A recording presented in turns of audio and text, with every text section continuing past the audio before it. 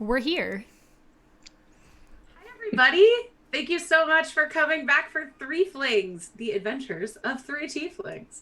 I'm Jess. You might see me down in the chat as Angry Nerd Girl. And yeah, we hope you're all staying happy and healthy. And we love you for spending your Friday evenings with us. So without further ado, let's meet our Threeflings, starting by welcoming back guest Threefling, Zan. Yay! Hello, I'm Sam Larson, also known as Pale White Rabbit on Twitters and Instagrams. I do art things. And I'm Shy, the Tiefling Cleric. I forgot that was your name for a second. It was just like weird fun fact to include about yourself. Gwendy, that sounds like you are asking to introduce yourself. That's me. I'm Gwendy B, and I play Idara, our resident tiefling fighter, and Shy's very, very good bestest friend in the whole world. That might be going a bit too far. And Jess, tell us who you are and what you do and who you're playing. Oh, hi, I'm Jess Peck, and I am playing Euphoria, the Tiefling Bard. All right. And without further ado, which I think I just said, who wants to give us a previously on Threeflings? I'll give you a hint. We played A Deadly Dance by Connor Land from Volume 4. Oh, yeah. That was a lot of fun. We went to a party, we looked really nice, and we had to ask some bougie people for information. That was our wager as we played a bunch of different party games. We found out that the mage was a sicko and murdering doppelgangers. I keep wanting to call them changelings, but they're doppelgangers. And we found out that the doppelgangers are all sisters, and they're kind of taking the king for a ride. Taking his money, and they're gonna leave him. Then they're gonna do the same thing somewhere else. Yep. Like you do. Like you do. All right. Inspiration. Good job. Amazing. Thank you. So after the party, you've kind of started to make a name for yourself. So much, in fact, that you are summoned to the nearby city of Stagmore by Lord Vlindir Odami, an associate of Lady Valentine's, who heard how nimbly and successfully you handled the party and rooted out the corrupt mage. He requests your assistance. It's something most urgent. That always bodes well. I mean, we have no other job offers lined up, so we'll make our way over there. Yep. Haven't organized any of my dice for this stream. Oh boy. Haha, you organized dice. Like, what's that? I do, because I have 4 sets of dice, so it's just like a pile. It's a very beautiful pile. Oops. That one's gone forever. Very noisy pile. I'm sorry, I dropped it right by my microphone and I have no idea where it went. I also don't know what die it is. Find out It's with Friday. Yeah, it's fine. It's Friday, Gwen. That's what die it is. Boo. So, Shy, as you've been adventuring, what has brought you to Stagmore? It's the largest town, kind of near the woods. Mercantile Largest town near the woods. Okay. I'm probably on the trail of something. Heard a rumor about some sort of secret, possible truth to be uncovered kind of thing. Mm-hmm. I like it. And I'm poking around. So as Dara and Euphoria are heading to Vlindir Odami's home, you run into Shy. Hey! Long time Oh. to see. It What hasn't are you been doing that here? long. I mean, it's been... How long has it been? It's probably been like a week. 2 weeks? Probably like 2 weeks. Probably like 2 weeks.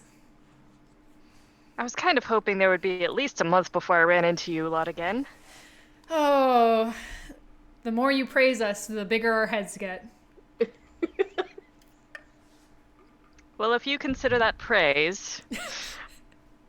In any case, I'm on the trail of some sort of secret, so if you lot hear anything, let me know. You got anything better than some sort of secret? Well, we're supposed to bring light to the darkest places, uncover secret truths, that sort of thing. I'm just trying to uphold my order. Uh, you, I know you don't really care about that, but I do. Oh, well, where are you heading? You're walking the same direction we are. You going to Stagmore? You want to join us? Well, as we seem to be headed in the same direction, I suppose it would be uncouth not to travel together.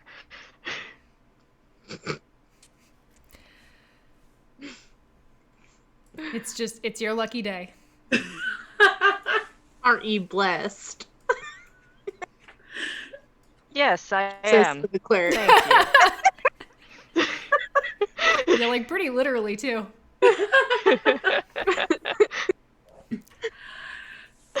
So, Lord Odami's place is pretty easy to find. It is the largest building in town. And after you arrive, the three of you, large, heavy doors open, and you're ushered into an audience chamber. A man of noble status gazes thoughtfully out his window. He's tall, with long blonde hair, lean face, and amber eyes that seem to notice everything. Yet, he seemingly takes no notice of your arrival until the doors close behind you. As soon as the doors close, he scrutinizes each of you. At last he smiles. Welcome, friends. I have need of your services. Let me try to fix my camera. Right, so. There we go. Are we better? Maybe. It's still fuzzy, but it's fine. Pray tell with what? I've lost an employee of mine, Brogel Grotsk. I sent him to the nearby town of Annandale. I had heard rumors there's a cult in the woods. Some people say the woods are haunted, but whether or not this is true, it's beginning to affect travel to and from Stagmore. Brogel was due back a week ago and hasn't arrived. I have concerns that he's been wrapped up in this cult. If you could find him and return him to me alive, I would be most appreciative. I've heard from Lady Valentine that you are women of discretion.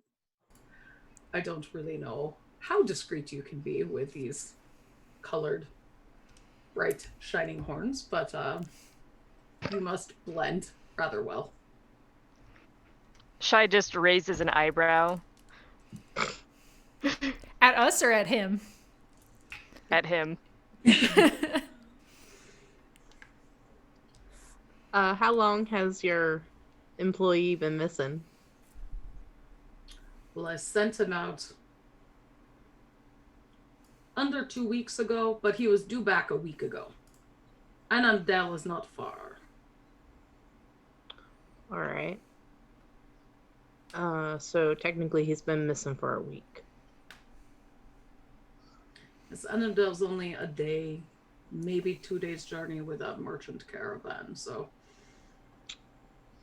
I sent him to investigate and return, and somewhere between there he is gone. You said that there was talk of a cult. Is the cult supposed to be between here and the next town? No, in the woods behind Annandale is what I believe, but I don't concern myself with the backwoods towns near Stagmore. That's why I sent Brockle to investigate. So, what does he look like? Brockle? Yeah, so we know how to spot him. Unless you want to come with us, of course. He kind of shivers. He's tall, rough looking, human. I sent him with enough money to secure lodging and information, so provided he didn't spend it, he should have quite a good deal of gold on him. Okay. Tall, scruffy human. Muscular. He's used to defending himself and traveling alone. Huh. I, as a player, am trying to figure out a way to ask, like, does he have a color palette?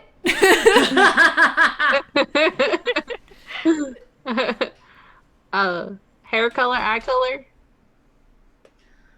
That would be Oh. helpful. I mean, I'm sure that there's a lot of tall. Dark hair and beards.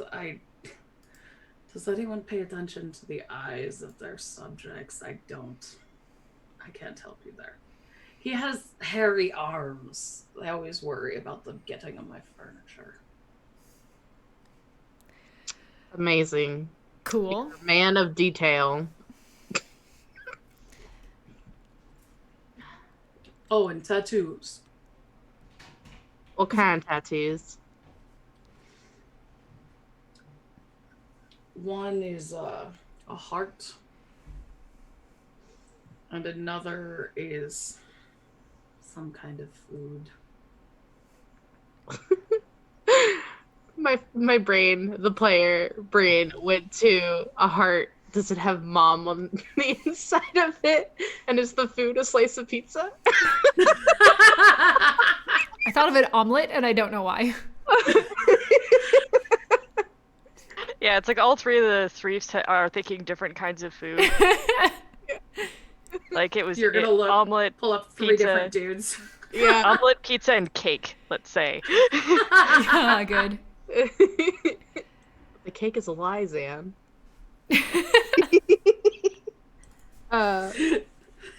No regrets in Elvish.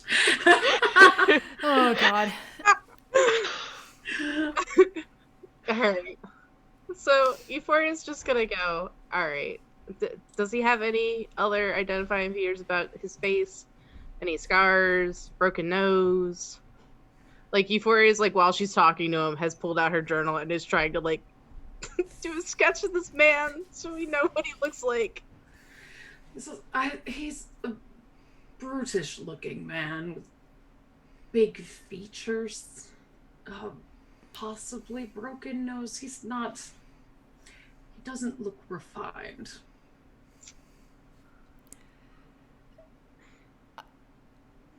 I'm just gonna put a hand on Euphoria's shoulder and be like, it's a good effort.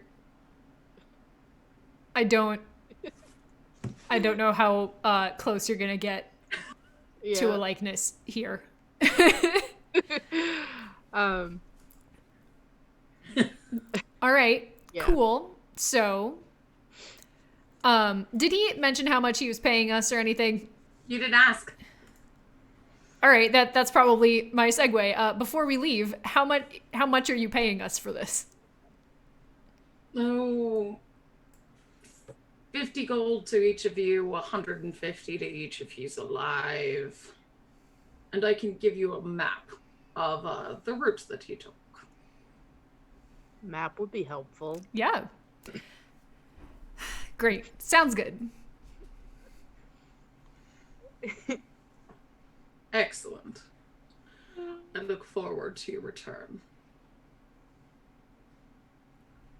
Was And he he kind supposed to bring you back anything when he went to, was it Allendale or Annandale? Annandale. I'll write it in the thing. Yes, please. I like that. Allendale, Pennsylvania. Yeah, I was. That's what it sounded like, and I was like, "That's not really right." I kept hearing Arendelle, like from Frozen. Dale. All right, cool. Thank you. I tell you, Broadway, you say Allentown.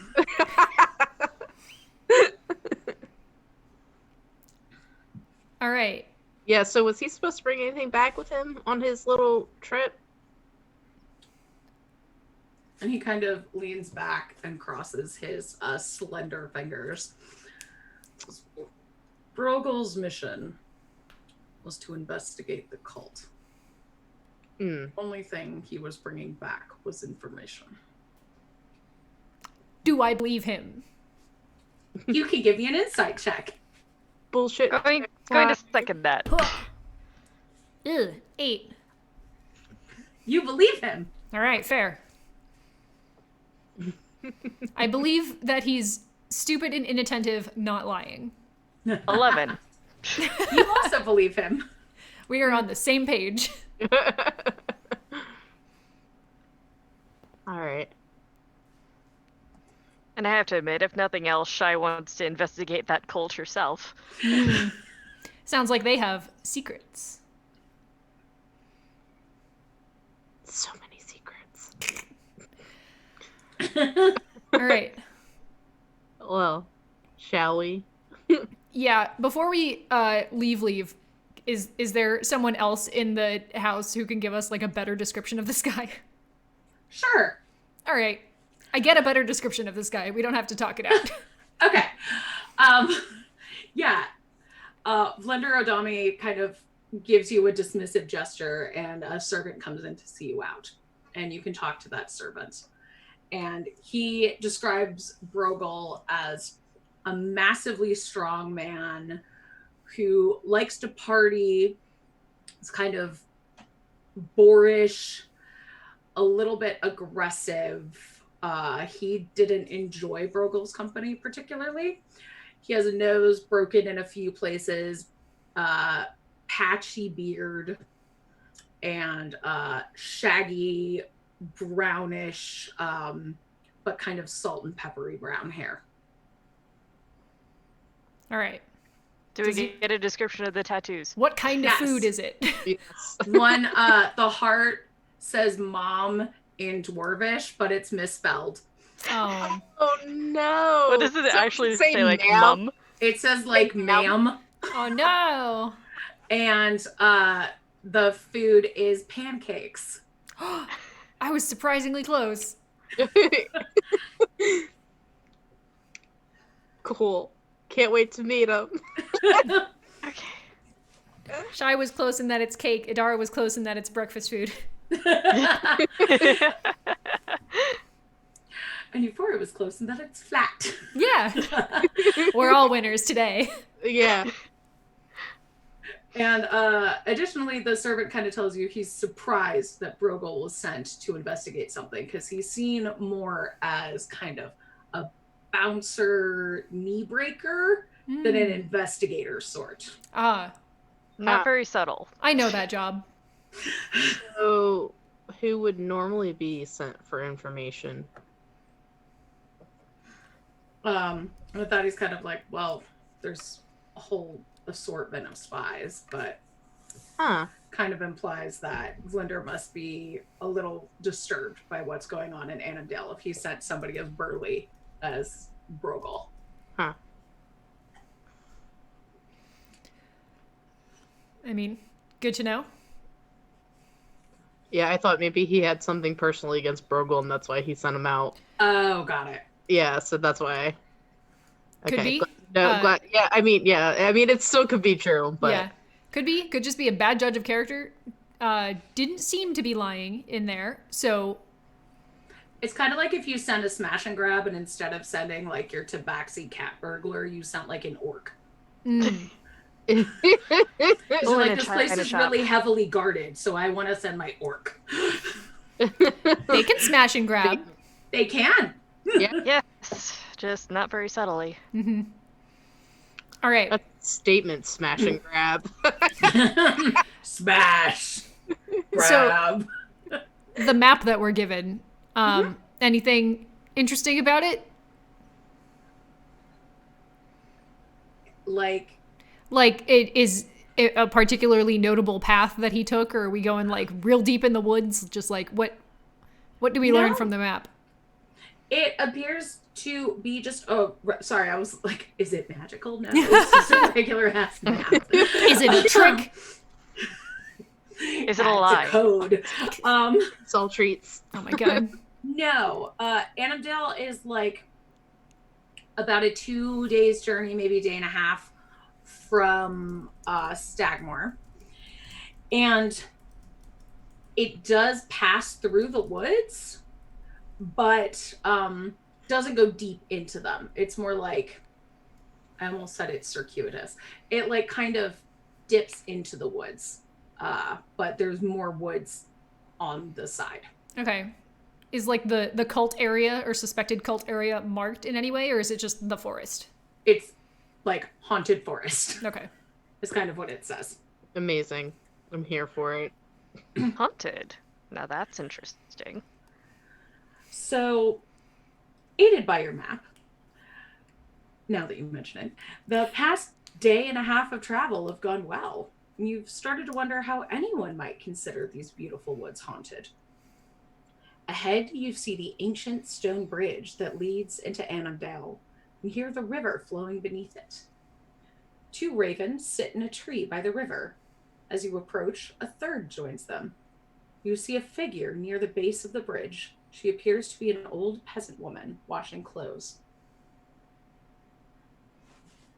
As you approach, the woman calls out to you. Alms? Alms for the poor, dearies? Help an old lady get a bite to eat? Sure. Yes, Yeah. I'll give her a gold. Oh, thank you. Thank you. A whole gold piece for old Hazel. What is your name, my dear? Call me Shy. Shy. And yet a brave, brave lass you are, approaching an old woman. Mother's blessing be upon you. Looks a little bit confused at the brave part, but thank you for your blessing. And Shy's trying to recall an old adage. She might be mumbling a bit under her breath, like, 1 for sorrow, 2 for joy.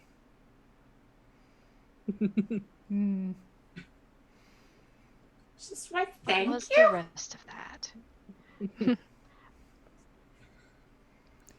Oh, were you going to say something, Euphoria? Oh no, I was just gonna walk up and hand her some food. Oh, yeah, she'll totally take it. Shy has given her the alms, and I'll just give her food. Thank you kindly. Now I can use this gold to buy some bread for me birds. And she points to the ravens up above. Good. This is Mother's blessing to you, my dear.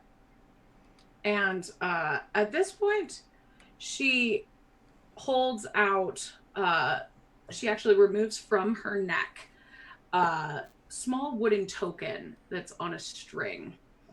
And it has a symbol on it that is described as similar to a strophalos, which I had to look up. So if you don't know what it is, I will put a bunch of pictures. Please explain. In the thing. I think I've Yes. There's a heard whole of bunch it, of pictures. But It's like a symbol of Hecate. So Oh, so that the nice. recording Yes. also sees this, I'm just going to cover everyone's faces real fast. Now we are all Strophthaloses. Yeah, I almost sent it to you, but I was like, there's so many.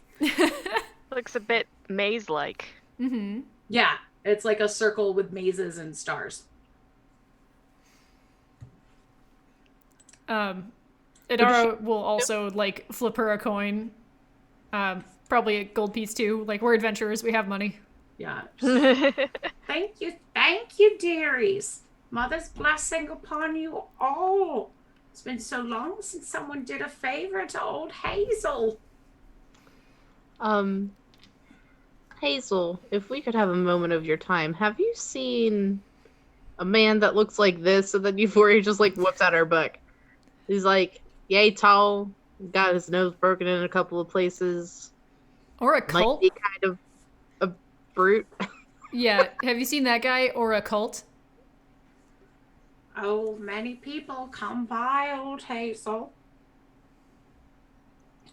Not everyone's as kind as you three. Not everyone deserves the mother's blessing. Do you by chance know the reason why people consider these woods haunted? Well, folks fear what they don't understand, don't they, dearie? Not all folks have a loving mother. Can Well, I Be true. make an insight check on if she Please do. recognized that guy Uh-huh. to start? Yep. Better. 16. Yeah. She definitely recognized that guy. Hmm. Can I also make a religion check on the symbol? You may. Ooh. Mixing up the checks. Can we call it a check mix? Boo. You're welcome. 16. This isn't a religion that you know. You have seen similar things before. They generally have to do with how to put this, worship that is not to any particular deity. Not to say demonic worship, but like what nowadays we would call like New Age or occult kind of worship. Okay, so maybe a worship to a kind of ideal or symbol rather than to a particular, or I just don't recognize it. You just don't really recognize it. Okay. But you've seen similar things. You would just say like, oh, this is like kind of a non-traditional religious symbol. Shy looks at it and just goes like, this is some new agey bullshit. Pretty much, yeah. As a cleric, it is beneath me. It would be like if nowadays somebody gave you some crystals for protection and you were like Catholic and you'd be like, mm-hmm. It's like, oh, thank you. You'd be like, yeah, I don't know what this particular crystal is, but I've heard of crystals. Shit. And it's not my bag. That does not mean knacking crystals. That is somebody with like Shy's background, if it were today. Yeah. Shy with a direct connection to a divine being handed something that is clearly not magical for protection. Exactly. Yeah. It's like, I understand the idea and I thank you, but I'm good. Wait, you were able to ascertain that it wasn't magic? Well, Or She is that ascertained that it wasn't a religious symbol. Yeah. And So magic she is has from to make- religion. She's the cleric. Well, that's fair. She didn't do detect magic on it. I did not do detect magic on it. She did not detect good or evil. So none of that has been done. Nope, nothing like that yet. All right. Because I can do identify as a ritual, and we can if bad boy has magic or not. So, looping back to this conversation, Yes. I would like to follow up with Hazel and say, it seemed like our picture of that man rang a bell for you. We were sent here to find him. So if you have any information about his whereabouts, that would be very helpful for us. Oh, yes, dearie. Well, he traveled along this way. Oh, a little less than 2 weeks back. He wasn't nearly as kind as you three to old Hazel. He kicked me out of the road, he did, and scared my birds. But like all travelers, I believe he's staying at the Copper Kettle. It's the only inn in town. It's So you just across that bridge. So you haven't seen him leave? No, not at all. Good to know. Thank you. Lunelli, she owns the Copper Kettle. She's who you'll want to talk to. Lunelli? Lunelli Merspire, sweet girl.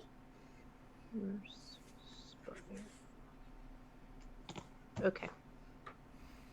Well, thank you for the information, Hazel. Of course, of course. Enjoy your stay at Annandale, and Mother's blessings to all of you. And to you as well. Your birds are lovely, and then Euphoria's just gonna eye the 3 crows. They are ravens, ma'am. Are they ravens? I thought she They are said ravens. crows. Oh, my mistake. Ravens. What's a group of ravens called? You as well, and Chai's still trying murder? to No, remember that's the gross. rhyme. A conspiracy of ravens. Yeah. Good. Chai's still trying to remember the rhyme. How many are there now? Or are there still 3? There's still 3. Oh, Dra says it's an unkindness, which I have also heard. Ooh. I kept thinking an enchantment, which is very good, but is not correct. But An Enchantment of Ravens is the title of a fun YA novel that a friend of mine wrote. Oh. Nice. Just plugging that real quick. Yeah. She's fine. It was a New York Times bestseller. She's made it. And then Chai's gonna go, I think it was 1 for sorrow, 2 for joy, 3 for a girl. Interesting. And at that, old Hazel just goes, well, girls are the best option to have, aren't they, my dear? Kind of goes back to washing her clothes. She's not wrong. Very true. I think we're all a little biased. What? How dare you? Biased? All right, shall we go to the Copper Kettle Yeah. and meet with Lunelli? Is that one name or 2? One name. Okay. That's a first name.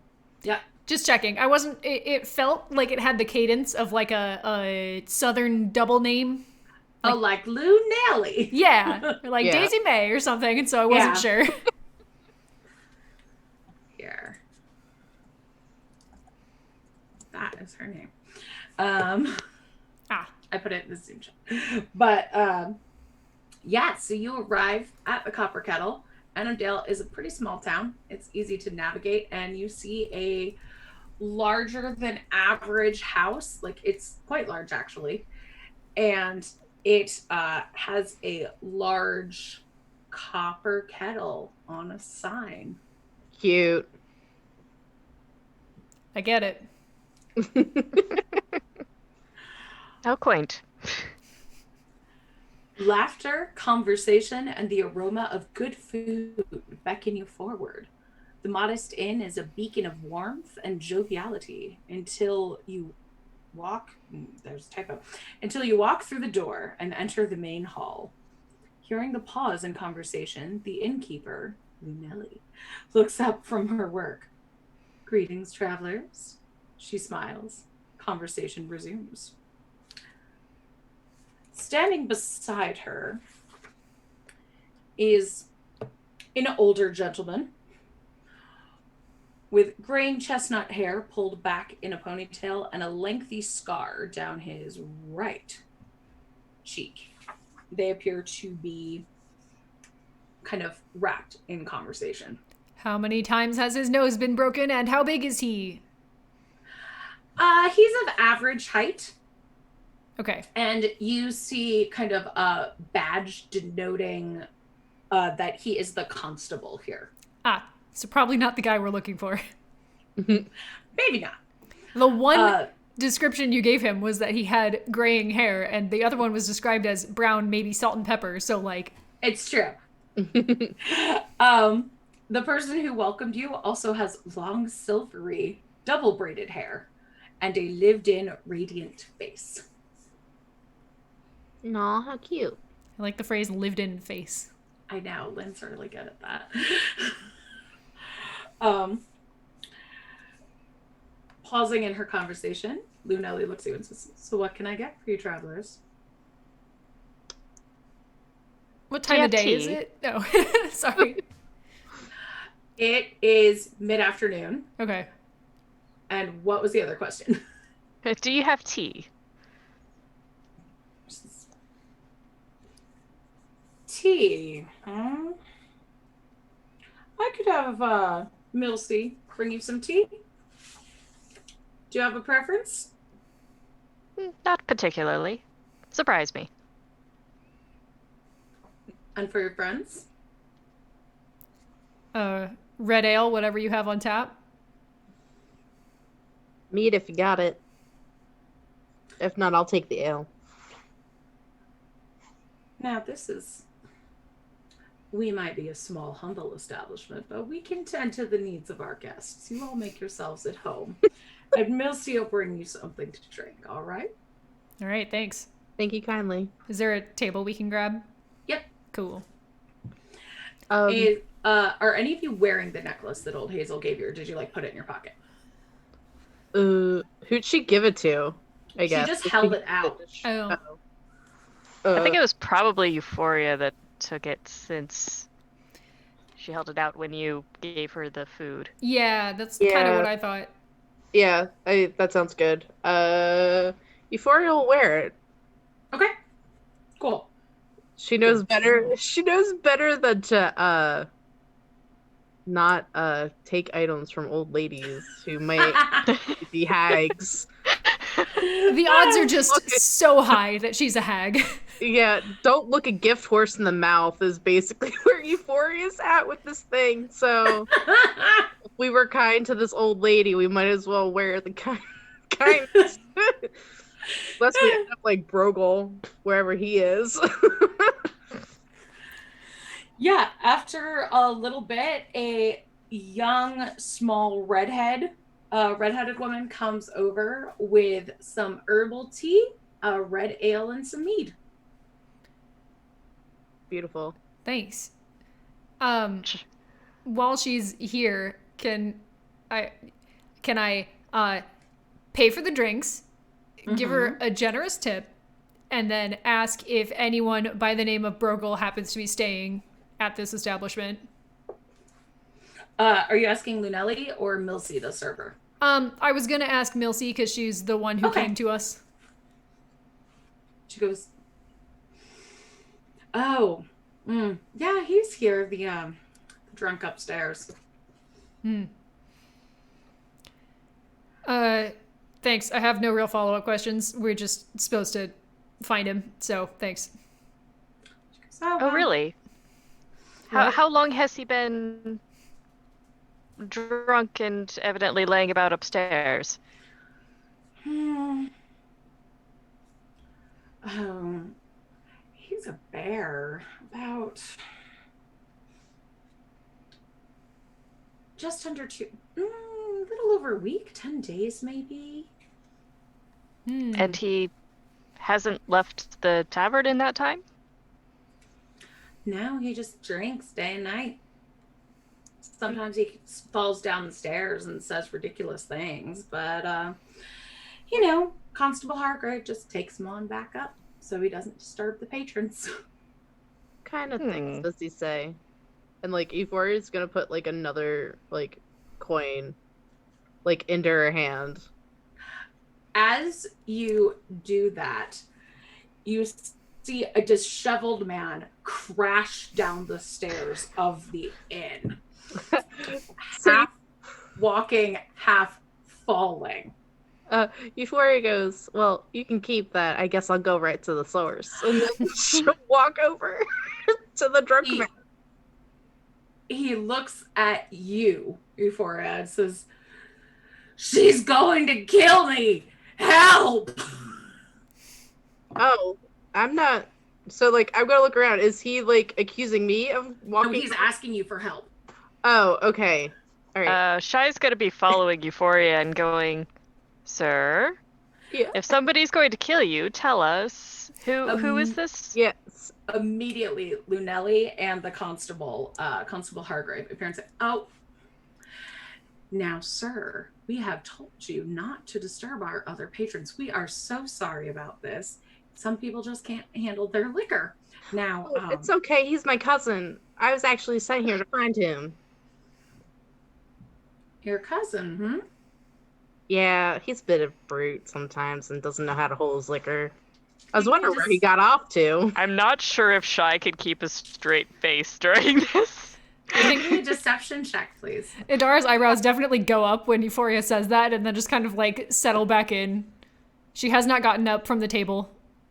But Shy 25. is going to try and make a medicine check on the guy while this other stuff is going on. After all, she's a cleric. This guy's evidently Okay. drunk or injured. He fell down the stairs. He's probably both.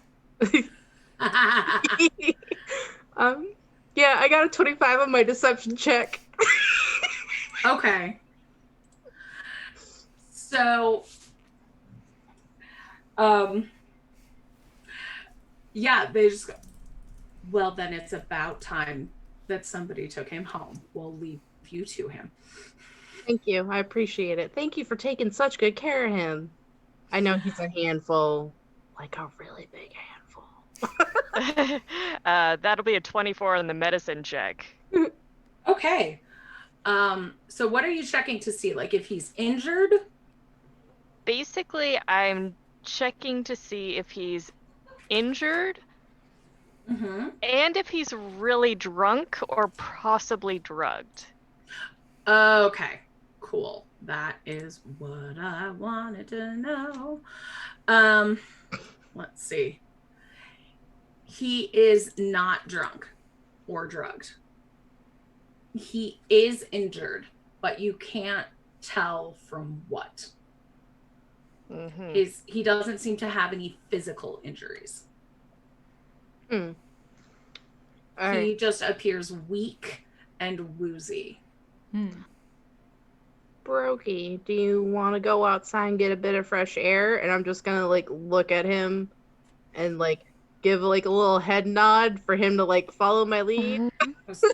Yes, please, please help. And yeah. Shy's just like, it looks like he may have hit something falling down those stairs. I'm gonna see if I can fix it. Yeah. So I'm just gonna like apologize to all the patrons. Go, I'm so sorry.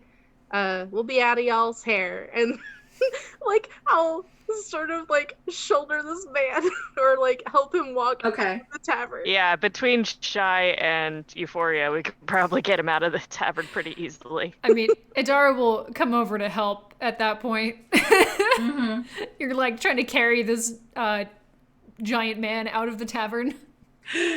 Yeah, between the three of you, you can. I mean, he's not like a massive. I mean, he's like 6'4", but you're all strong and not terribly short.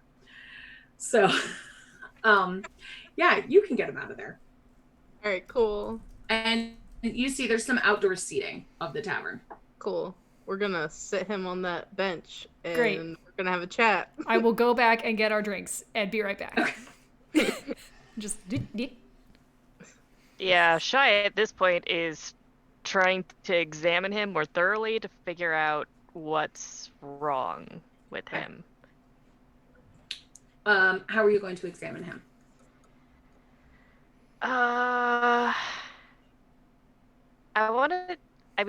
I gave him a once-over physically, and it doesn't really seem to be anything obvious. Mhm. So, can I try and make an Arcana check to see if something Yeah. magically is affecting him? Okay. Yeah, you may. Non-natural 20. Okay. There is definitely something magical going on with him. It seems like he's being drained. this again. Hmm. Huh.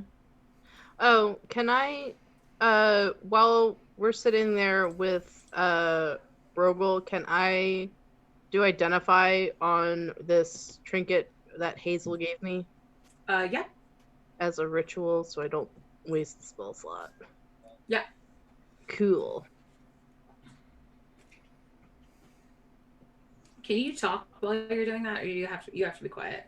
It says it's a concentration Yeah. spell. Actually, no. If it's a ritual, I have to concentrate on it. Yeah. Okay. So Brogel's just kind of sitting there waiting for Dara to get back, and he's like, I don't have a cousin that looks like you. Shai's gonna say yes, we know. Talk. We were sent here to look for you by your employer. Oh, it's about time O'Donnell came through. Did he tell you about the witch? He told us a bit about a cult. Well, he told me he was pretty sure those woods were haunted by a witch, and he sent me to take her out.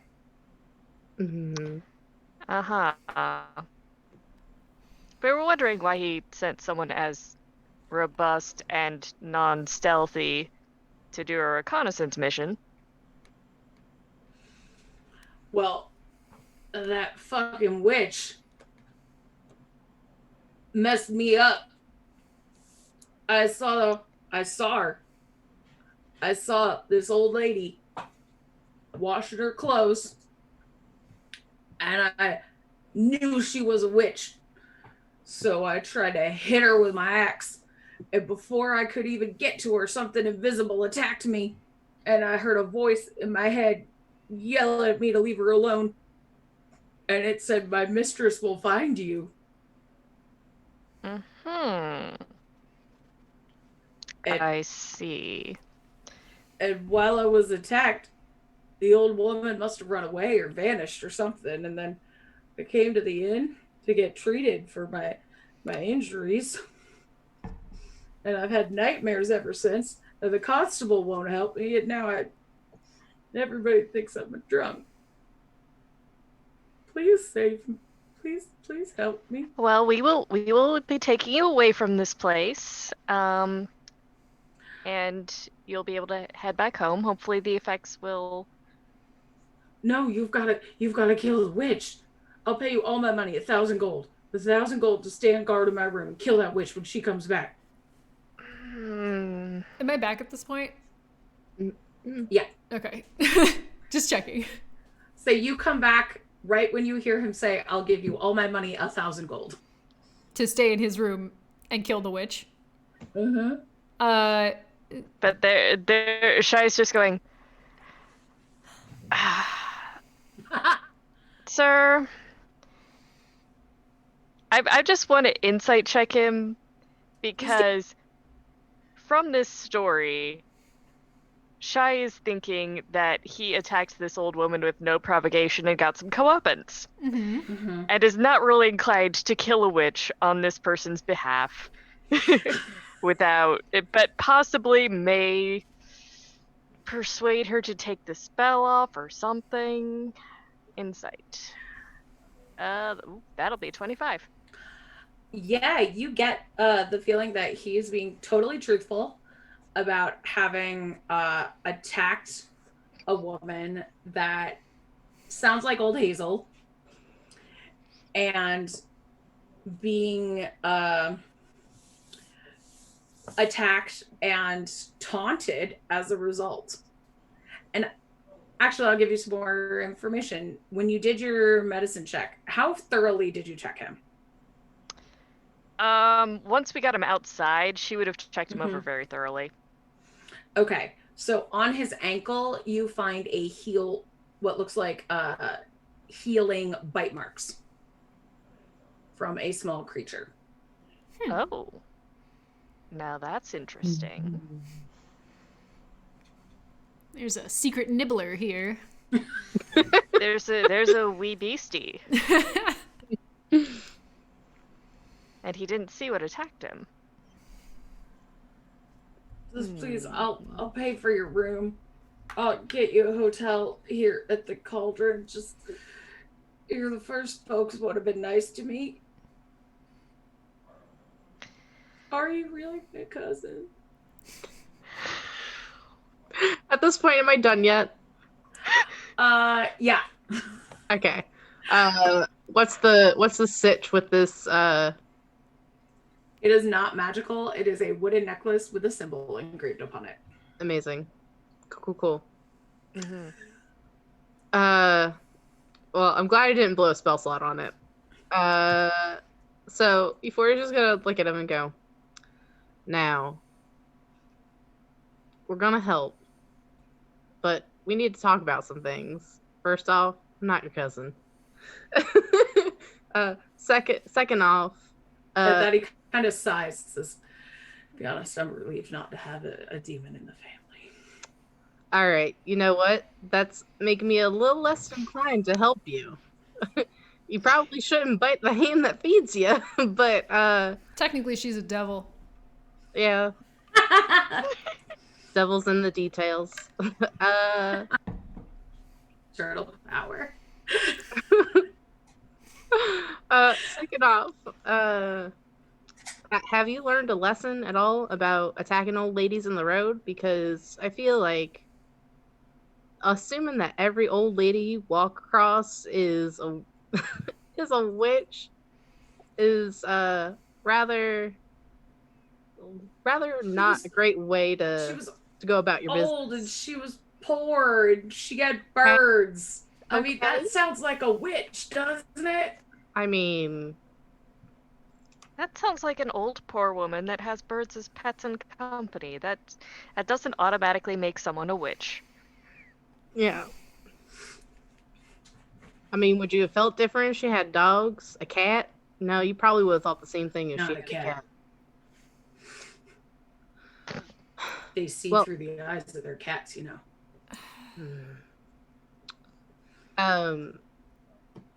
Well, They steal people's souls with their birds and they fly Oh, to the devil. Lord.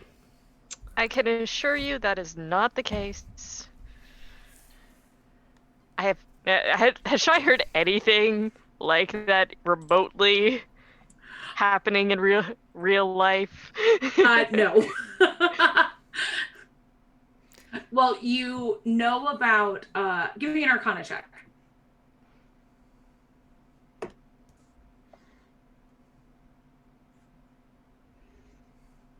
Uh, 18. Okay, so you know that some druids have the Beast Bond spell. And you know about familiar magic.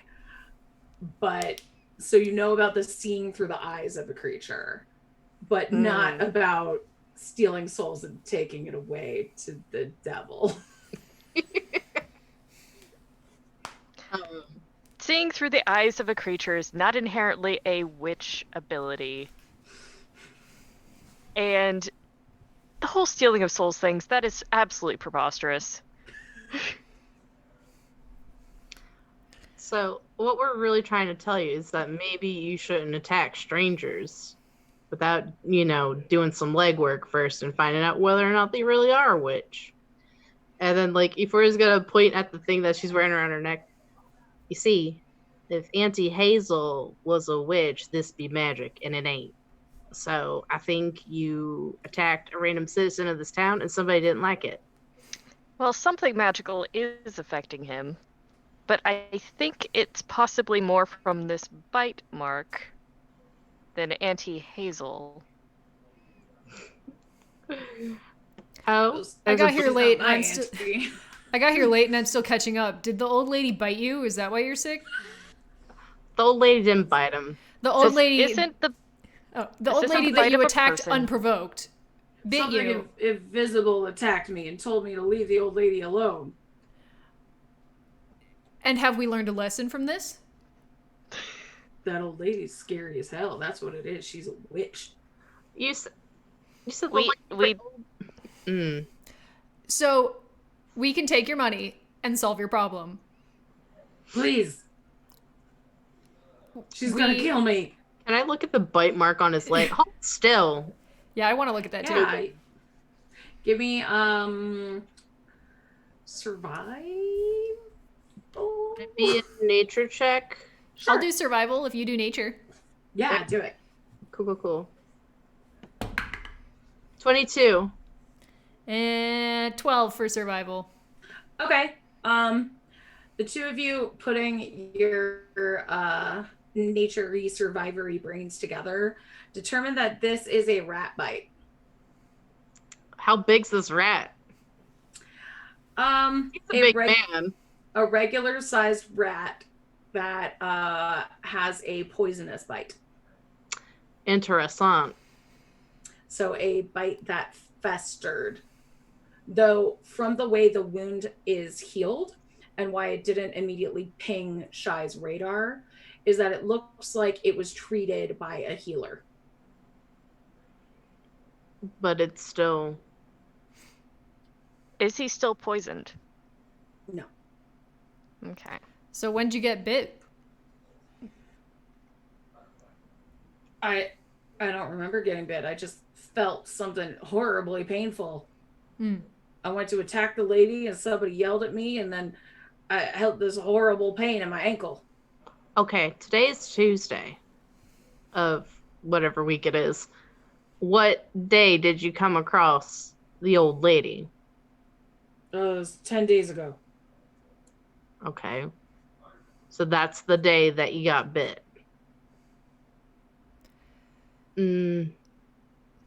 Sounds like we might need to ask a town healer some questions. Do we? I don't know. It feels like a lead we should follow up on, but also doesn't. So you said that... Will he recover on his own, or is this something that some kind of healing can help in any way? The bite is on its way to recovering. But the rest of it, the sapping weakness, is that just because he was poisoned or something else? No, that is magical in nature. So has the so have you been visited by anybody in your room? You said you keep having nightmares. What are your nightmares about? Oh, horrible things. What kind of horrible things?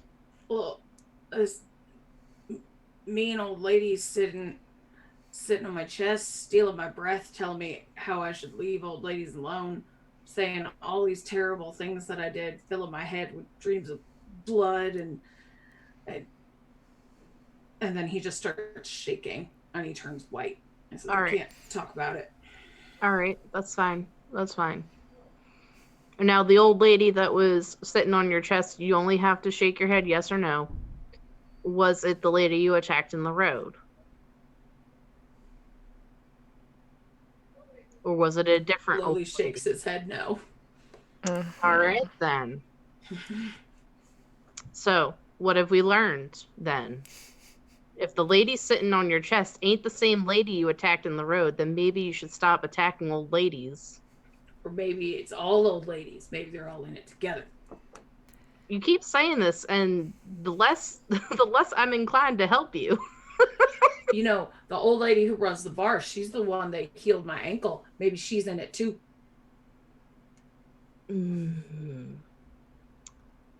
If she is, then she's far kinder to you than she needed to be. I mean... Also, what have we learned here, or from this, is definitely the new Threeflings catchphrase. And also, Shy at this point is shaking her head every time somebody says, what have we learned here? Because it's obvious this person is learning the wrong lessons every single time. Yep. Yeah. Yeah, so Euphoria just goes, if you don't stop saying things about old ladies, I'm going to introduce you to my auntie, and you don't want to meet my auntie. Oh, are we talking about Auntie Fishlungs? Yeah, we're talking about good old Auntie Fishlungs. You know, I'm so mad I never got to meet her. I think we need to go back. Well, we have a perfect excuse now. They're threatening you with a hag, for context. I recognize that this is a bit of an inside joke, but that's what's going on. Well, I was sent here to kill a witch, and now you know one? We've met a lot. Yeah, we know a little thing or two about witches or hags. Which means we're extremely qualified to solve this problem. But it will almost certainly not be in the way you had hoped. If you keep talking the way you're talking, that is. I mean, if he keeps talking the way he's talking, we're just not going to solve the problem. we'll just little old ladies sit on your chest and suck the life out of you. It's fine. Please help. She comes back every night. And every morning I feel worse. All right. Yeah, we need to get him out of here. You wouldn't let her do that to me, would you? He's really not taking in anything we're saying, is he? No, I don't think he is. Cool. So I think we need to at least check in with Lunelli and see what she knows about the situation. Who wants to do that? I don't really think we can leave Cousin Brogel here unattended. I'll stay in case he needs medical attention. Thank you kindly. Or a whack upside the head, and then medical attention. I'll have someone inside send you more tea and a separate thing in case you want to spike it. Thank you. All right, shall we? Yeah, we'll go to Lunelli. And is the constable still there? Yep. Are they still talking? They're just kind of like shooting the shit. Oh, okay. They're not like hup, hup, hup, hup, hup, hup. I'll let Euphoria kick off that conversation and go find the person who brought us our drinks last time and just like request that Shy get like a whole pot of tea, 2 shots of whiskey, and a half lemon. And then Mills says, of course, outside or in? Outside. Please and thank you. Well, it's a bit brisk for outside, but you know, it's not That's what for the me tea's to for. judge. I'll have that right out to her. So Euphoria and Adara are going inside. Yes. Yeah, I was gonna let Euphoria like start off the conversation, go do that, and then join once it's less awkward. Okay. Yeah, so I'll walk up to the bar and say, excuse me, Lunelli? Yes, I'm Lunelli Merspire. Hi, I'm Euphoria. I didn't really properly introduce myself when I carted my cousin out of here. Again, thank you very much for putting up with him. I know he's a handful. Sometimes That he's doesn't a little begin to cover it. he's a little thick-headed sometimes, and he doesn't always understand when he's overstayed his welcome. Well, he's happy to stay here until he feels better. Thank you, I appreciate that. I noticed that he had a bite on his leg. He was complaining that it was itching when we were outside.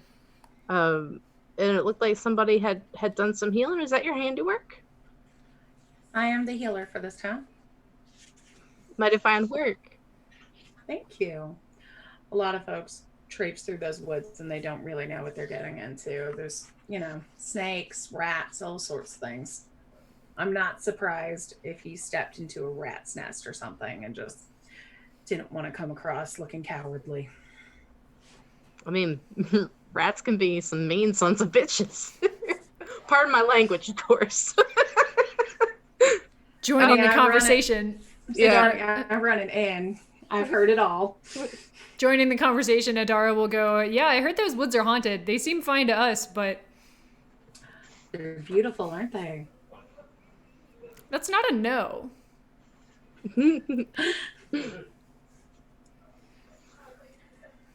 Well, a lot of folks fear what they don't understand. And folks don't understand the woods all the time. Just like they don't understand Auntie Hazel? Oh, old Hazel. She's such a dear old lady. She lives just outside of town.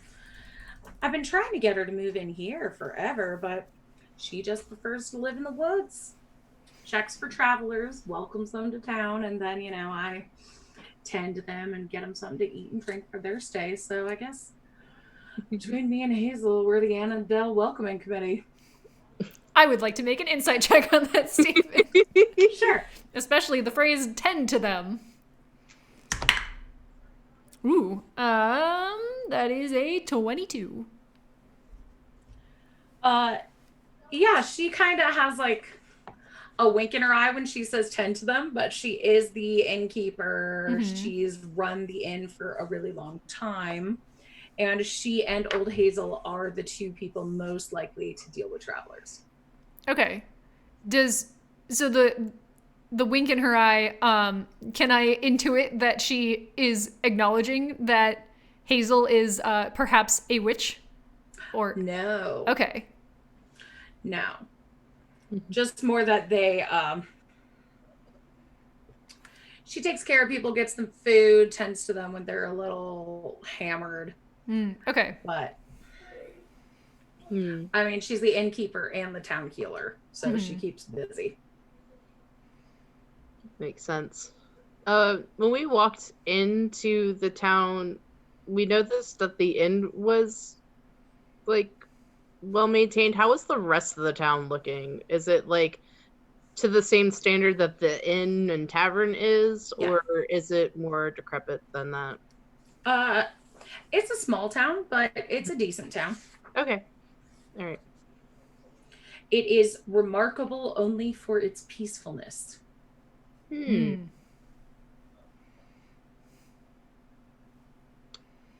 So Euphoria is just gonna lean in kind of conspiratorially to Lunelli, and she goes, "Now, cousin Brogy, really does enjoy spooky tales, and I think that's why he ended up coming to town. I'm not really from around here, so I was wondering if you might be so kind as to tell me what would bring someone here if they're looking for a ghost story. You're the innkeeper. I suppose that you know all the ghost stories." And then I'm just gonna give her like 100-watt smile, like Give me a persuasion check. Yeah, can do. The smile. 24. Yeah, the smile of a bard with a 20 in charisma. Yes. Yeah.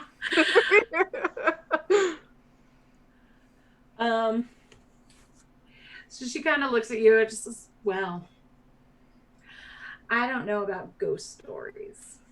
We don't have a lot of that negative energy here. But a long time ago, people used to fear the woods. Then, a few brave ladies ventured into the woods and made a pact with something in the forest. And ever since then, we've been safe. It's not terribly scary. It's more just, keeping the peace. A pact with a dryad, maybe? Or... Oh, I'd love to meet a dryad someday. I've heard they're beautiful. No, I just say we have a very maternal spirit here. It's like a mother who looks out for all of us. So, Yeah. And she kind of points to the necklace you're wearing and says, I see you're a fan.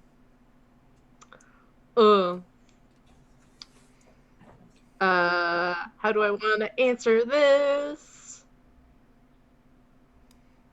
I'm just gonna be truthful. I'm gonna say this whole thing. We stopped and talked to Auntie Hazel, and she was actually the one who gave it to me as a gift. Well, you must have done her a great service. How do you mean? I didn't think what we did was all that great. Not to say that we didn't do good by Auntie Hazel, but we just gave her some coin and made sure she had some food. A lot of folks don't like old Hazel. A lot of adventurers go in are afraid of old women, kind of dismiss the poor, kick them to the curb. And nobody's mother raised them to do that, did they?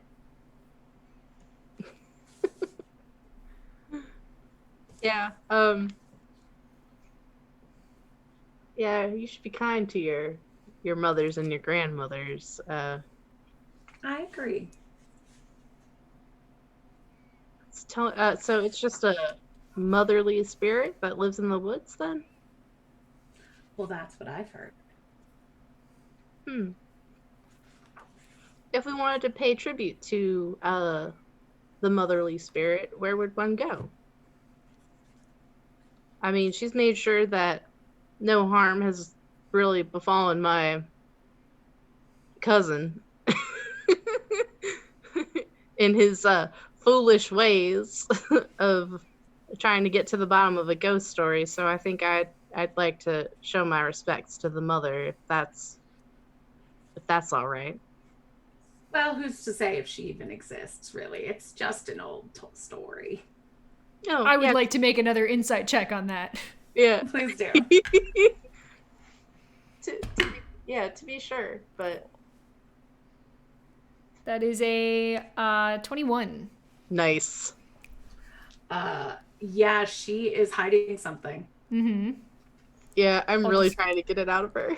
Yeah, I'll just like nudge Euphoria under the line of sight. If there's like a counter or something, just tail poke. Follow up on that. Yeah. And at that, the constable kind of comes over and says, Great. I wanted to talk to him. Lunelli, can I be of assistance here? Howdy, folks. Sorry, trouble with the drunk upstairs, but I heard he's your cousin. Yeah, unfortunately. Well, I mean, he's normally pretty good when he's not into the drink, and he's more often into the drink, I'm afraid. He's been causing a ruckus, scaring folks, talking about witches and all sorts of nonsense. I apologize about that. He really loves his ghost stories. Like, really loves the ghost stories. Every family reunion is just a hot mess. Well, I liked it myself when I was a kid, but we grow up. Yeah. Do you get a lot of people coming around here talking about ghost stories? No, we're a pretty peaceful town. Do I believe him? I'm sorry. I'm trying to figure out. I'll say, from your conversation with Odami that travel has been pretty disrupted and there haven't been very many tourists coming through here lately because people are afraid of the witch or the hauntings or the cult or whatever. Okay. How, like, what time frame is that? He didn't say. Okay. Enough to concern a noble. So, the last few decades, I guess. Okay. All right. So just filed that away as a lie. Carry on. But yeah, so if one wanted to pay their respects to the mother, is there a best place to do it that you've heard? I'm assuming you get all the gossip, so. As well. Lunelli's the healer in town. She's the closest thing we've got to a priest. But Oh yeah, that question was directed at Lunelli. Okay. Sorry. I should have clarified. She says, well, I mean, if you go into that for that sort of thing, I guess if you just say a bedtime prayer while holding her token, maybe you'll receive her blessing. But it's all in her hands, isn't it? I suppose it is. So just right before bed? Are you staying for the night? It depends on whether or not my cousin's in any state to travel. We're trying to suss that out. We're just getting him a bit of fresh air, so I'll keep you posted. Shy, how's it going with Provo out there? He has mostly been, at this point, sobbing and begging you to protect him from the mean old woman. Oh, she has no idea what to do with the sobbing man.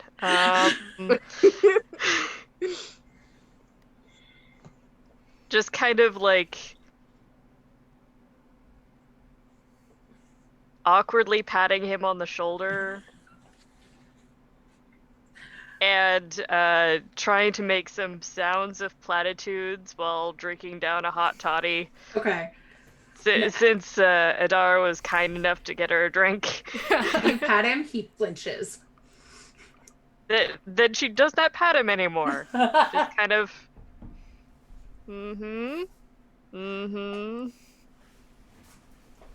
We'll take care of this.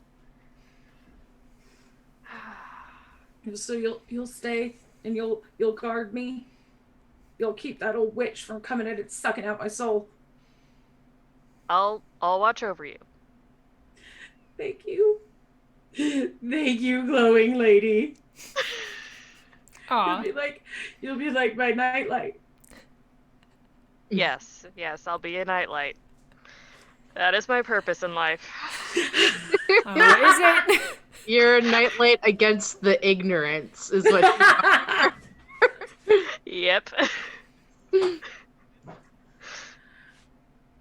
So, anything else, anybody else you want to talk to or question or investigate down here before you get a room?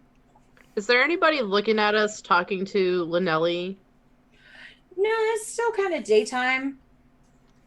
There's, I mean, as it gets later, more guests will come in. Well, what I was asking was, let me rephrase it. Is anybody or has anybody taken a particular interest in us talking to Linnelli? No. Is anybody in the tavern wearing one of those same necklaces with the symbol on it? Not that you can see. And actually, give me a perception check. Don't mind if I do. Can I assist? I already have advantage on them, but you can roll your own. Oh, okay, cool. That's fine. I'll do that. Oh, I woofed it. That was a wiffle ball. I rolled 2 8s, so 13. Okay. Worse than my passive. Same. Boo. I'll say you see, you only catch a glimpse of it because of the way she's moving, but you see that Linnelli is wearing a necklace, and you see the top hint of token, not totem, the top part of it when she moves. Okay. So I guess I'll turn to the constable now, and I'll ask him to show me to Brogel's room. I just want to collect his belongings and stuff. So you're not going to stay? Well, we're going to have a chat outside, but I'd like to at least organize his things and get them ready to go if we need to go, if that's all right with you. Well, of course. I'll take you right upstairs. Thank you. So, sorry, their maps in this inn is like massive. So going upstairs. Do you want me to switch to a map? Yeah, it's cool. Ooh. Okay. Ooh, never mind. You're good because you're just going to his room. If you want to, you can put on the upper floor map if you want. All right. It's labeled Four Javelins Coaching Inn for some reason, but this is the upper level map.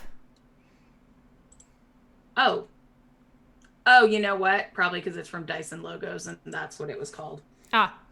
When they made it. So, Brogel's room, if you enter up the stair, I'm pointing to it with a cursor on my thing that you can't see. Mm-hmm. See the stairway on the right? Yeah.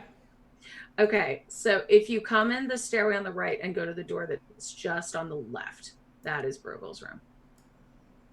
Okay. And taking a look in there. Stairway on the right, door on the left. This room? I just put a tiny Adara. Did I guess correctly, or is it this one? Left and up. Upper left-hand corner, you mean? No, just there, right there. This okay. one. Yeah, that's right. his room. Cool. So it's clear that he's been there for a while and been in distress. The linens are askew on the bed. His clothes are just thrown all over the room. Like he just dumped out a suitcase. um, the head of the bed is on the wall opposite the door. There's a chest of drawers along the left wall, and the drawers are just kind of open, with a few clothes like strewn in them, but like he started to unpack and then didn't really care. And a table and chair by the window to the right. But everything looks kind of messy and dirty and sweaty, and it smells a little bit in here. Yeah, and Euphoria's just gonna thank the constable for bringing her up here, and she's gonna go open that window, let some air in, and just start snapping her fingers to clean everything. Oh, it's not that room. It doesn't really matter. No. But you, because of the delay. Oh. It was the one you were in before. It's fine. I'll fix it. It's fine. It's not a big deal. Okay. So, there you go. Once the constable leaves, I'd like to look under the mattress and the bed, if that's possible, look for anything suspicious. Yeah. Like hex bags or some shit. Go ahead. Oh, I was gonna say, it pretty much just looks like his stuff in here. Like, it's messy, but there's not a lot of anything out of the ordinary. Okay. So there's really nothing going on, nothing weird or anything like that? Nope. Can I, like, maybe in the hallway, to draw the constable out so that he's not just supervising Euphoria? Yeah. Ask him, if, how do I want to phrase this? So he seemed to be, having some pretty bad nightmares about the forest and witches and stuff. Has anyone else mentioned anything like that? Well, we don't have any other travelers here right now. Lunelli and Milsey live here. Their rooms are around here. So they might have heard something. But from all I can tell, he gets drunk and then raves all night and scares the two of them a little bit. Why don't you guys have a whole lot of travelers? It seems like a nice town. It is a nice town, but folks seem to be afraid of the woods. Maybe they fight too much in their towns, and a peaceful place is disconcerting to them. That sounds like some bullshit. Okay. Adara will think that to herself. Okay. And out loud go, sure. Seems possible. All right, well, that's it then, I guess. I'll just go help pack up his stuff in case we are heading out tonight. Thank you for your help. Yeah, of course. Enjoy your stay. And he heads downstairs. Was that meant to be weird? No. Okay. That was just me being weird. Okay. We hadn't decided, or we established multiple times that we hadn't decided if we were staying. Enjoy your time in Annandale. Got it. Amandale. Just checking. Adar, I got nothing in here besides stanky man. Well, we already knew that. There's no bags. There's nothing on the windowsill. There aren't any weird sigils in this room. I'm not super familiar with how hexes work, but does she need something in this room? Or is it just he's been spelled? I have no idea. He's just really weird, and there ain't nothing in here that is the cause of it. I think it's something that was done to him when he was retaliated against.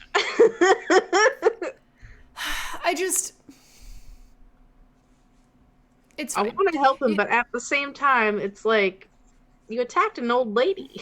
Yeah. He's so pathetic that you kind of end up like feeling a little bad, but this is 10,000% his fault. It's And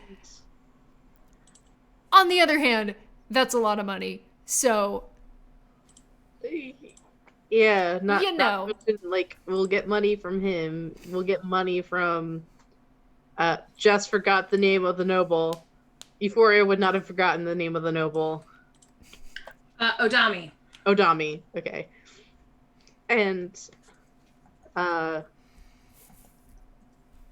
think if anybody, well, there's nothing really magic about what Hazel gave me mm-hmm. or us. But Lunelli, did you get any weird vibes from her when I was talking to her? Yeah, that's why I poked you a couple times. Yeah, something ain't right. I can't figure out if she knows that Hazel is uh, a witch or a hag or something along those lines, or if she just thinks that Hazel's connected to that.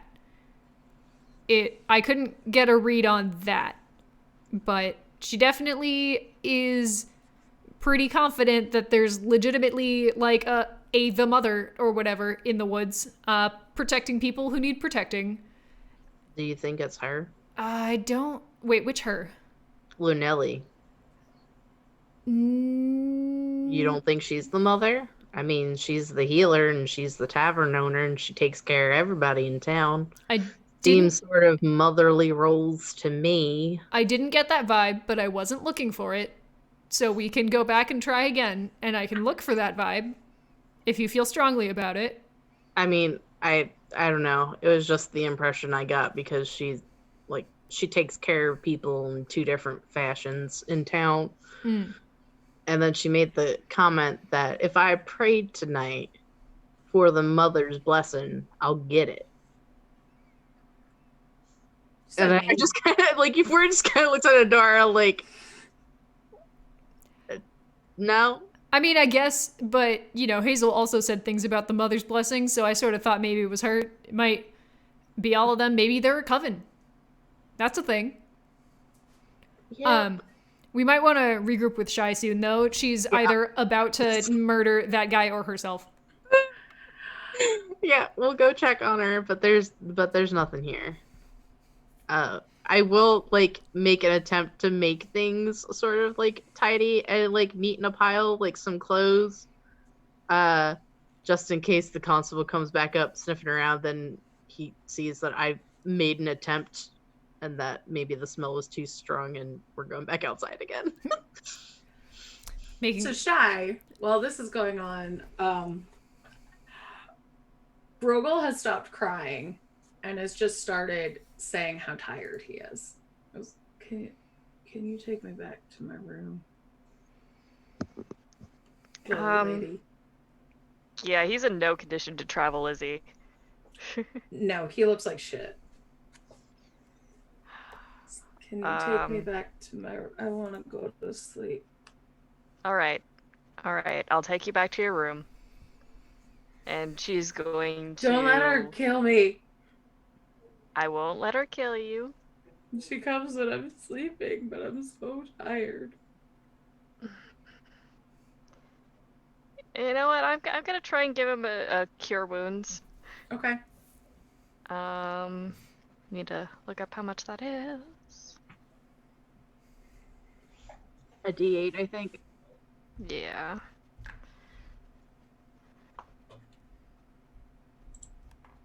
So that'll be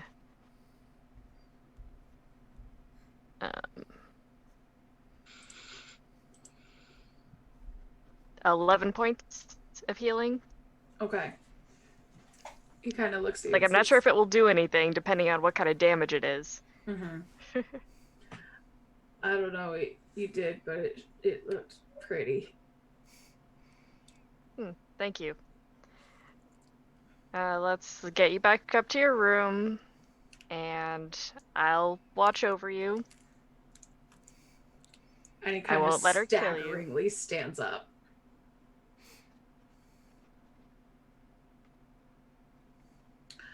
As you walk in, Lunelli kind of gives you a sharp eye. And she says, "No more ale for you, sir. I'm tired of you scaring all my customers." No, no. No more ale for this man. He needs some rest, though. He's in no condition to travel. All right, well, his room's right at the top of the stairs. Your friends are up there. Just packing in case he wanted to head out. Yeah, unfortunately, it doesn't look like he's up for that. We'll let him sleep this off. Oh, well, that sounds such a shame that he can't go home, but you're welcome to stay here until you're all better. I'll be staying with him just in case he needs medical attention. Oh, would your friends like the room? The room next to his is empty, if that would make things easier to check in on him. Oh, yes. He's a screamer. He's woken up Milsey in the middle of the night. How much do you need for the room? I'll inform my compatriots that... Brogel kind of just goes, "I'll pay for it. Put it on my tab. Just give them a room. Don't let her kill me. I'll pay for Yep. it." We'll just let you rest, and we will head out tomorrow. Everything will be fine. Okay. Thank you. And she's just going to support him up the stairs. Constable Hargrave is going to come help you. Help him up the stairs since he's a big dude. Mm-hmm. So Euphoria and Adara, you see Shy and Constable Hargrave, who just went downstairs, coming back upstairs with Brogel. Oh, Brogy, we staying the night? I'm so tired, but she comes and He's- gets me when I sleep. All right, buddy. He's in no condition to travel. I'll be staying with him. Make sure he gets some sleep. All right. And Clear off the bed then. I'll put his things in the drawers. So like, and we've been put up at Brogy's insistence in the room next to his. Oh, Brogy, you're so sweet. Don't let me die, please. Yeah. So your room is the one due south of his. Okay. There we are. Is there a door connecting us? No. Connecting So the you room? have to go out and around. I mean, what time is it? It's going to be around dinner time by now. So if he's going to fall asleep now, we don't really need to worry about sleeping ourselves presently. Nope. Yeah. We got some Yeah. time. So we can just Shai's all gonna hole up in stay his with room. him though. So in Yeah. your room, you have a bed, actually a couple beds, table and chair, chest of drawers, and a lamp. Mm. Adara will stay in his room too, I guess, at least for now. Okay. Euphoria, are you going to stay or are you going to explore? Yeah. Here? I mean, yeah, I can explore around, or I can go to talk to Milsey. Okay. I'll go talk to Milsey again, because see if she's got anything. Okay. She is downstairs Mm-hmm. in the kitchen. Cool. Is she running dinner service then? Pretty much, yeah. Okay. I'll order dinner for everybody, and then if Milsey comes out, then I'll help her take food up to the room, and then I'll ask her questions upstairs. Okay. So what kind of things are you interested in finding out from her?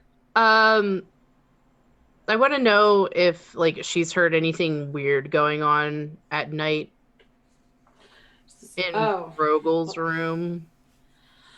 Well, that drunk. He screams all night long. Yeah.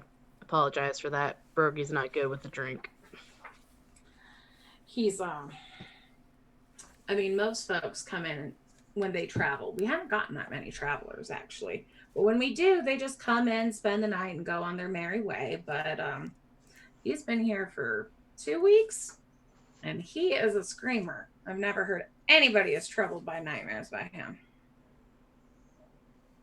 Yeah. That's sort of a recent thing.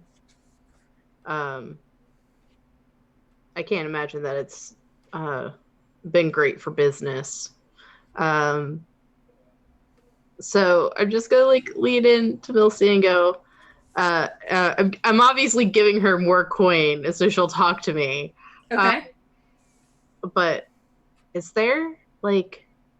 So I was talking to little Nellie about the mother spirit that lives in the woods. Do you happen to know anything about that? No. Can I insight check her? Yeah. I'd also like to use my inspiration Okay. because I'm garbage at insight. Ha! 21! Okay. Yeah, she knows something about it. Yeah, so I'm just gonna go, Milsey. It's just between us. I won't tell anybody. Well, Look, and I'm just gonna pull out the thing and say, look, Auntie Hazel gave this to me. I can be trusted. well, since old Hazel trusts you, you know, working in a tavern, a lot of times some gentlemen aren't as courteous as they could be. But since Lunelli introduced me to the concept of the mother, I felt safe and at peace. And now I can do my work unimpeded. Mm-hmm. And was my cousin one of them gentlemen that didn't mind his manners? Not with me, with old Hazel. I figured as much. He's always on about them ghost stories. I did want to I want to know more about the concept of the mother and Lunelli. I guess is just looking out for the town. Well, But what does I a wanted to mother give do? She keeps you safe, yeah. and she makes sure that bad boys are punished.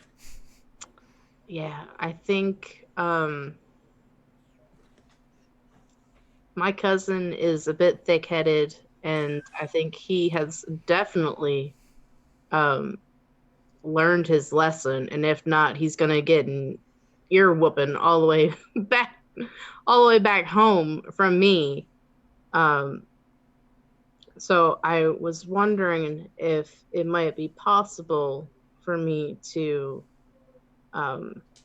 speak to the mother myself.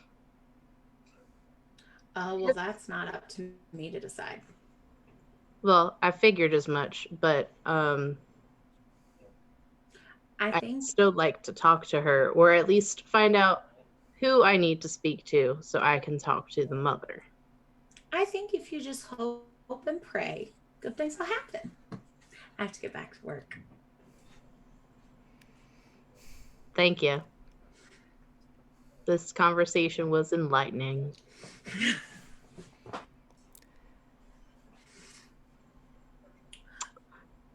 Sounds like you should. In the room. Yeah, I walk in the room with dinner and go, that conversation was not enlightening in the slightest. And I'm just as confused as when I started, but here's dinner. Sounds like you need to try praying to the necklace. I guess so. So maybe I'll just go next door and pray and hope I talk to the mother. What are you gonna? That'd be all right. What are you gonna pray for? Well, that the mother will talk to me so I can explain to her that my dear cousin Brokey has learned his lesson about being naughty to grandmas while he's traveling. And that he's going to get an ear whooping from sun up to sundown all the way home from his dear old cousin Euphoria. So I'm not convinced he has learned his lesson, but you're welcome to try. well, I mean, the whole point is to at least get her to appear and maybe not suck the entire life force out of his whole freaking body, but... Yeah, it'd be nice to have a chat. Maybe there's a cap on it. Maybe he only got like an 80% life force punishment. Yeah, that we're gonna find out. So maybe I'll just go next door and get in the position and pray. It's been a while since I've done that. So you're gonna pray. What's going on with Adara and Shy? Are you just gonna stay in the room with Brogel? I think so. Is he sleeping? Yeah, he's asleep. Okay. Yeah, Shy's gonna stay in the room. Near the bed, probably is gonna take a chair if there is one, and take out a book, read. Just kind of keeping a bit alert to see if she can sense anything coming into the room. Okay. Yeah, Idara's pretty much doing the same thing, but like instead of a book, she's probably got a knife out that she's sharpening or something, like doing equipment maintenance and just keeping an eye on like the door, the window, the bed, the guy cycling around. Just, contemplative silence while we wait for something to happen. So a few hours pass pretty peacefully. Euphoria, you pray and don't seem to sense anything. After a while, you start to suspect that Brogel's fears may be unfounded, when suddenly he begins to thrash wildly in his sleep, visibly terrified of something. Shy's gonna try and wake him up. Idara will help. Okay. Let's see. He does not... how are you trying to wake him up?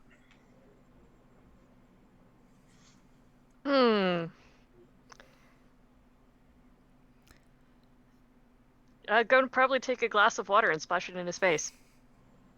Okay. That sounds great. Euphoria, you would hear this from the following room, from the next door room. Yeah, I'll get up.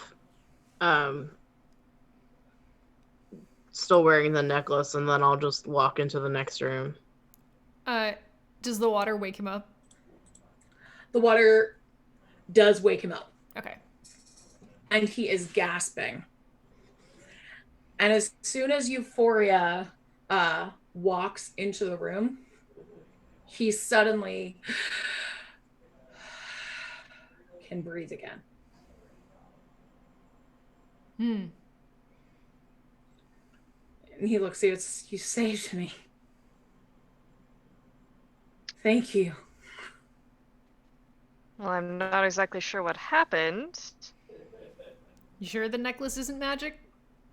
Positive. It's not magic at all.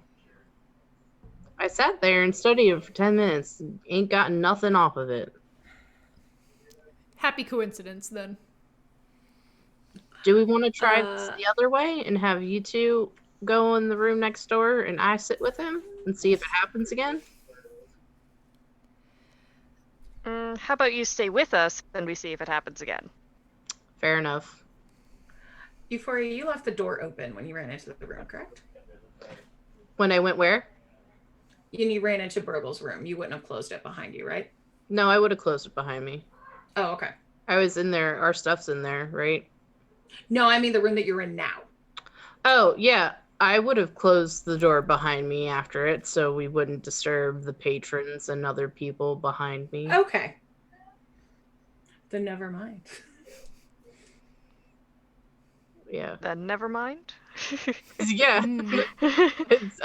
Should I have done an over my shoulder creepy check? Like, opportunity missed. Yeah, Shy's gonna take a closer look around the room. Yeah. Okay. I'll look out the window. See if there are any shadows or things that seem a little bit out of place. Everybody give me a perception check. Cool. Don't mind if I do. Ooh. Natural 20. Nice. 18. So with 20 perception, that's 24. 23. Dang. You win this round, Shy. So you don't see anything in the room, but you all hear some scuffling from outside the door in the hallway. Yeah. Opening it and looking out really quick. You see a familiar long silvery dual braid go into a room, and a door slams shut. Which room? Show us on the map. I will. I only have one token, though. Oh, well, it is the room that shares a wall that isn't your room. Oh, like, wait, how do we see somebody enter that room? I don't know how that works. I guess you just hear it. You don't see it, but you hear scuffling and that door slam. Okay. Oh, that's... Okay. Huh. Howdy map. How do map? All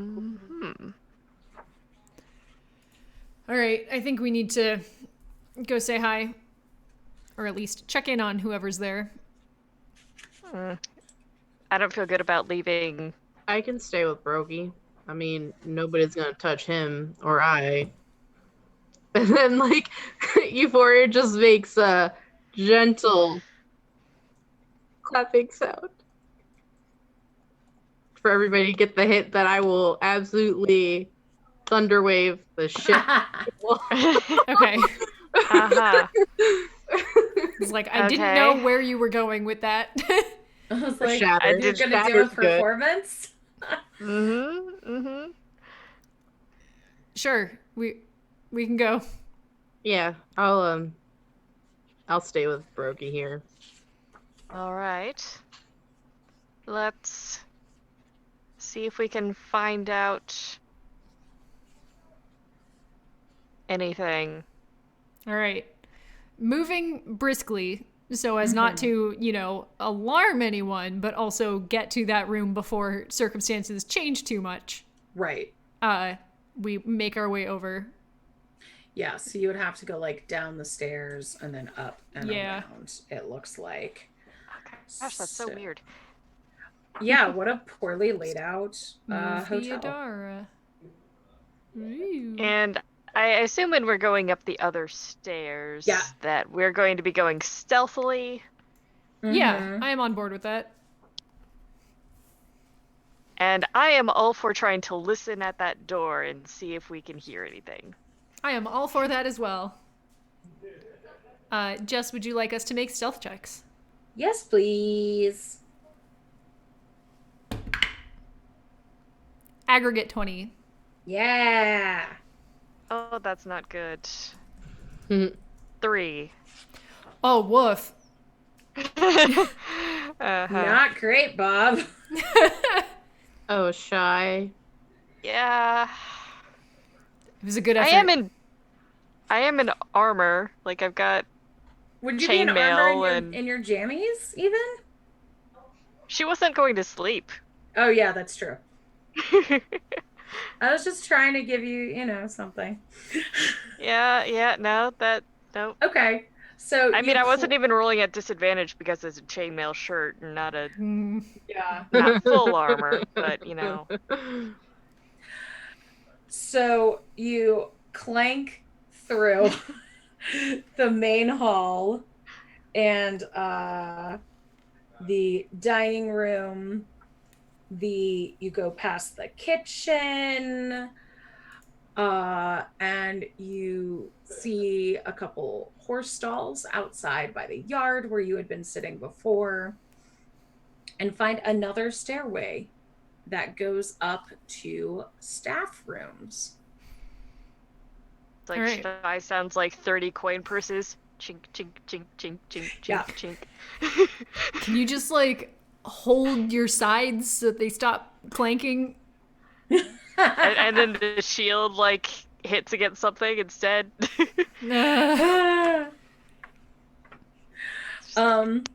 At the top of the stairs is a storage room. And let's see. Coming down just a little bit south of where you are, those 2 rooms due south of you. Mm-hmm. Look pretty much like the guest rooms. You see some kitchen staff in there if you look in, but you would see people sleeping in there.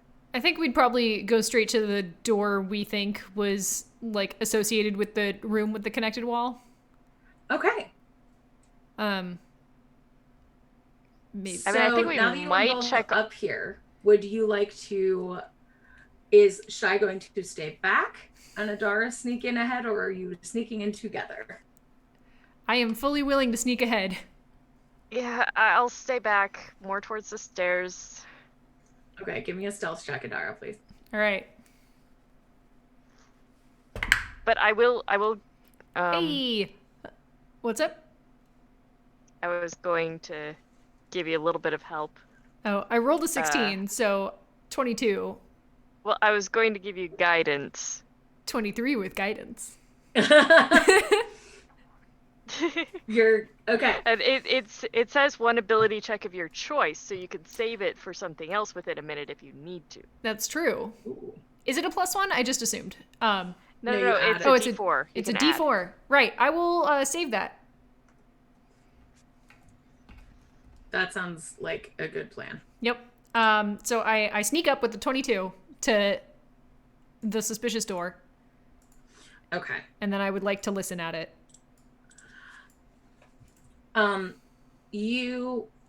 It took you a little while to get up here. Mm-hmm.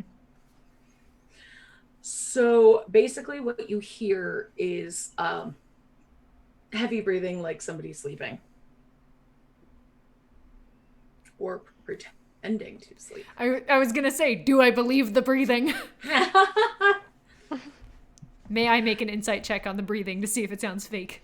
No, but you can open the door. Okay. I'll motion to Shy, and then pop open the door. So you're still very sneaky. Mm-hmm. So it's dark in here, but luckily you are a tiefling. So you see some good quality furnishings. This is a cozy room. And unlike all the other rooms, it has a writing desk in the far corner with some ink and pens. And sleeping in the bed is Lunelli. Before Shy even attempts to move forward from the stairs, she will turn off her light horns Ooh. and attempt to slowly, quietly move forward Okay. to where Adara is. Should I make a stealth check? Sure. That's better. 15. Yes, you are stealth. Good. So does anything in the room look like disturbed in such a way that I could intuit that it's been like recently used and they didn't have time to put it back together the way it was before diving into bed to pretend to sleep? For example. So I'm going to totally tell you that I fucked something up. Uh-oh. You actually didn't have to do all of that. You saw her in the stairwell. Okay. The first stairwell. So you didn't even have to come to her room. Got it. I can't read. This was my bad. I'm sorry. It's I was okay. trying We'll to just... make it work. Whoop, whoop, whoop, whoop, whoop. Oh, okay. It literally says Lunelli not in her quarters as expected. So when I was like, you see her hair, you did see her hair. It was at the stairs outside of the guest room. So sorry, everybody. I was a confusing DM. That was my bad. All right. Rewinding that. Gonna try to... You see her peeking outside of the stairwell as soon as you exited Brogel's room. So I fucked up. I'm sorry. I'm going in the shame book. It's okay. DMs are allowed to make mistakes, everyone. It's okay. All right. New But did plan. you love that description of the hotel? Yeah. Oh, yes. Now we know it was things. lovely. Yeah, I got to briefly flash the downstairs map, which hadn't been on screen before, so that was exciting. Anyway, we see her at the stairs. Idara will go, like, I guess just, everything okay?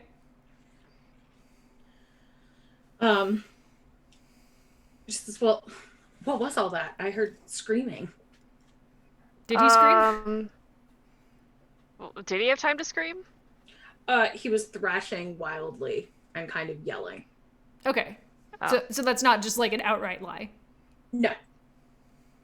Sorry about that. He was having a nightmare. We've taken care of it. Well, sort of. We woke him up. Well, I think that's what you do in the case of nightmares, correct? Yeah, just hope it's better next time, I guess. While they're doing this, Euphoria's gonna be singing Brogel a lullaby to make him go back to sleep. Oh no. Does that usually... I'm sorry, I'm just not accustomed to... I mean, this time I know he wasn't drinking, so I didn't expect this to take place. May I make an insight check? Please do. Wait, I didn't get guidance. Dang it, because that didn't happen. You didn't. That's fine. I'll just regular You roll. know, Shy's going to just lay a hand on your shoulder. There you go. Does the DM allow this? Yes, you are Okay. guided. Okay. Ooh. So that is a where's my insight check? Aggregate 20. Okay. You have the feeling that indeed she is rattled about the noises she heard, but additionally that she's complicit. All right. I will say, what were you expecting to happen? Which is, well, a peaceful night, of course. Really? He wasn't drinking. You made sure of that. He's We been did. drunk at- But for some reason, I don't believe you. A lot of townsfolk don't believe, or a lot of folks don't trust strangers, so that's probably a useful trait. But we're just trying to get him fixed so we can get him out of your hair. If there's something more you can tell us that would be helpful, then I'm all ears. To get him out of You your hair and you're in faster.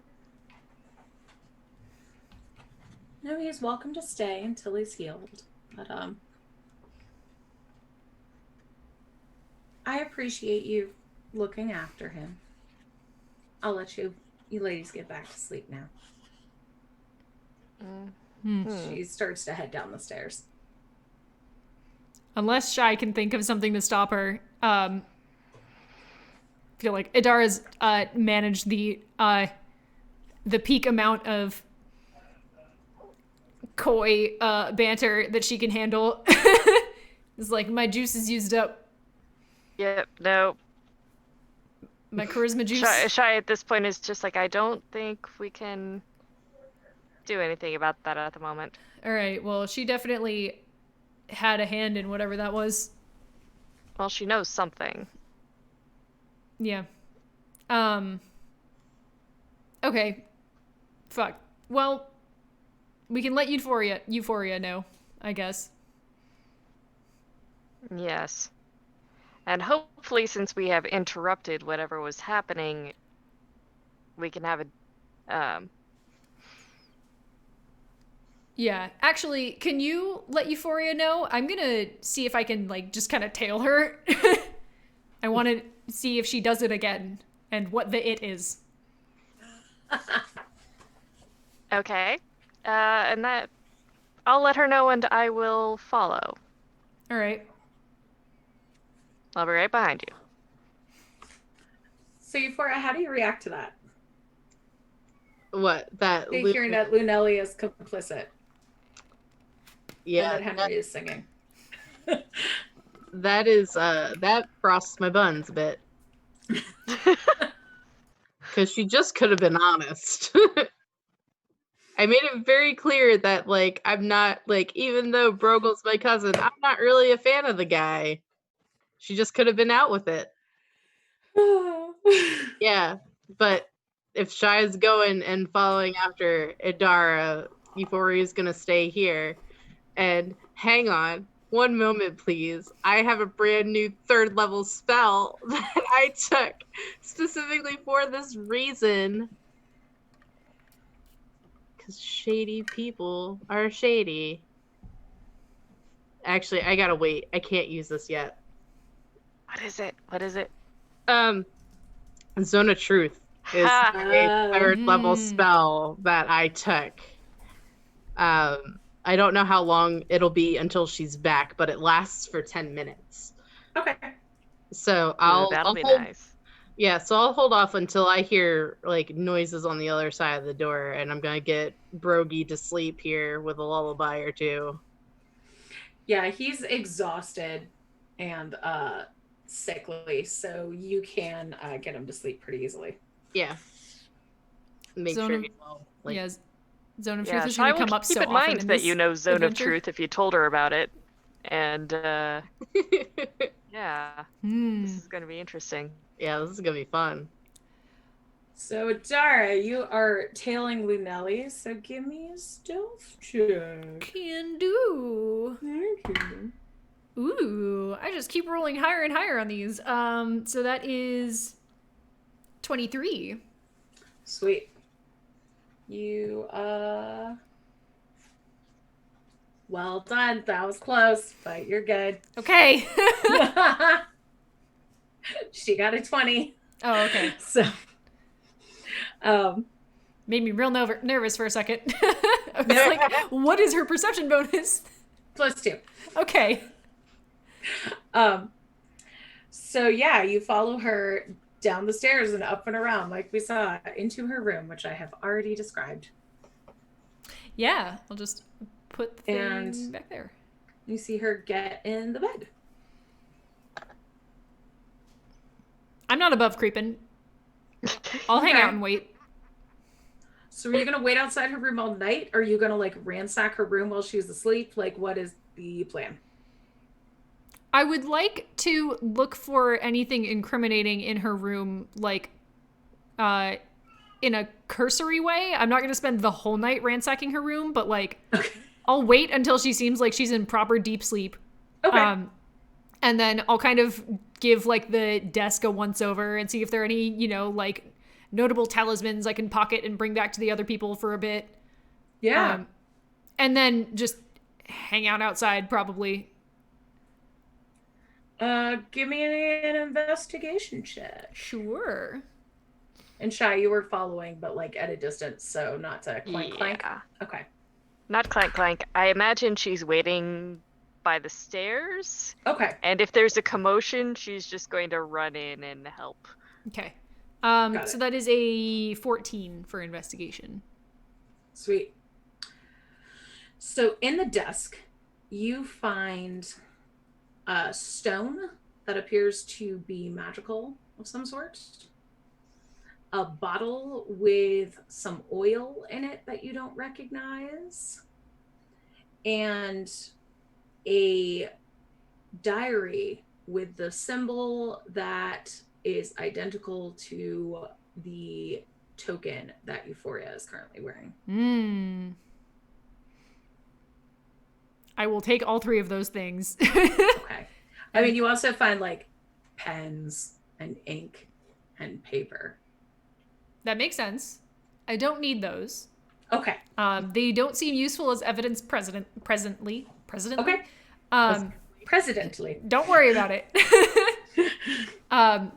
So yeah, I will grab those and then opt to exit the room for the evening. And I'm gonna just kind of like stealthily bring all those things to Shy and then go back and like return to my post, I guess, by her door. I'm trying to be discreet in the hallway. Before So you head out, you can give me. I was gonna say before you head out, you can give me another perception check. Sure. Oh man. Oh wait, the other one's really good. Sorry. I have advantage on perception checks, and I was just like really fixated on the 1d20 where it like tipped over onto the 15 for a bit and then was like, just kidding, it's a 5. And then I looked at the other one and it was an 18. So like whatever. So 23. Okay, so you also hear like some light snoring coming from the room that's just south of this one. Okay. Good to know. There's no like convenient nameplate or on the door or anything, right? No. Okay. Just checking. It would be your guess that it's Milsey's room. Got it. All right, so yeah, I'll go hand those things off to Shy, so she can kind of like more properly peruse them. Shy is going to probably speed read that diary, and going to sniff that oil, see if she can identify it. Smells like magic. Ah, what kind of magic can she tell? If you want to give me an Arcana check, maybe. Yeah. Because Arcana's the thing that she does. It's a 24. It is oil of etherealness. What does that do? Oh, isn't that the stuff that makes you all ghost-like and you can walk through walls and do some creepy shit? What? Oil of etherealness can cover a medium or smaller creature along with the equipment it's wearing and carrying. One additional vial is required for each size above medium. Applying it takes 10 minutes. They then gain the effect of the etherealness spell for 1 hour.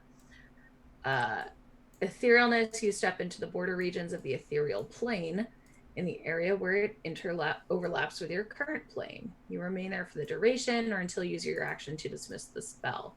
You can move in any direction, up, down. Every foot of the movement costs an extra foot. You can only affect or be affected by other creatures on the plane. Creatures that aren't on the plane can't perceive you or interact with you unless a special ability or magic lets them do that. Aha. I can send a link to it.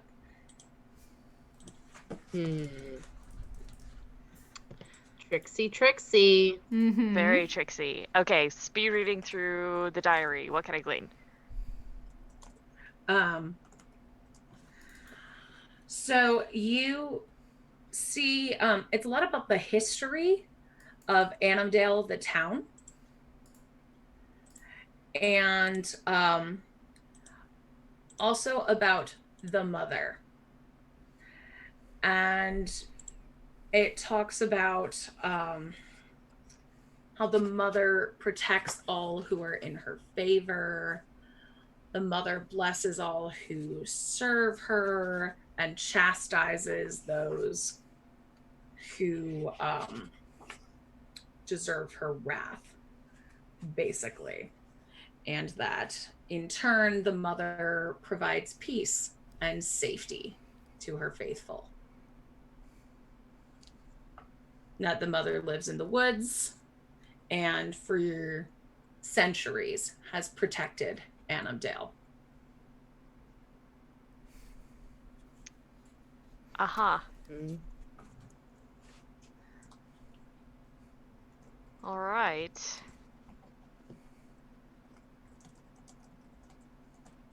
There's no part of the diary that's like a convenient, here's how I like go about cursing people's dreams. But it's like, so the ethereal It's kind of plane... almost like religious. Like when it talks about the mother, it's sort of the kind of description that Shy would recognize from like churchy stuff. Kind of just reverent mentions. Yeah. It's like nothing too creepy. But well, the thing is about that oil of etherealness. That is a thing. Yeah, I'm going to want to, if I've gleaned everything I can from these items, I'd want Idara to return the diary. I'd keep the bottle. You're gonna keep the stone too? Yeah, what was the stone? Oh, I don't know what the stone is yet. Do I? You can check it. Yeah, I can. Is it a stone of dream projection? Life force energy draining? Soda sucking. Slurpy stone. It's like we might have to take it back to Euphoria to find out exactly what it is. You can give me an Arcana check if you want. Oh, okay. I'll do that.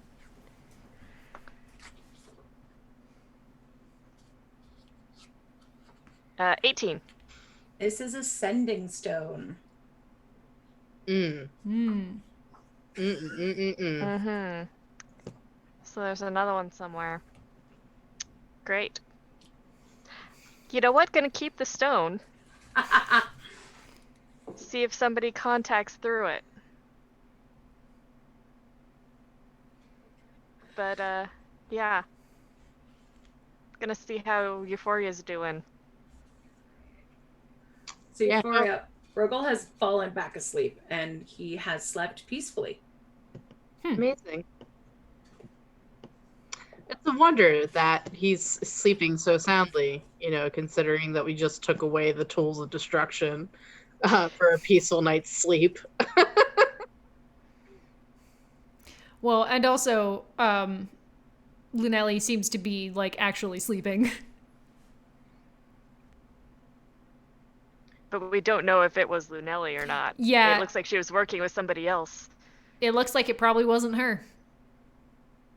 Probably who she was working with. It's probably the Woods Mother. Could be the Woods Mother, could be someone pretending to be the Woods Mother. But the fear of God in just someone. Yeah. Well, at least he's sleeping soundly. So the rest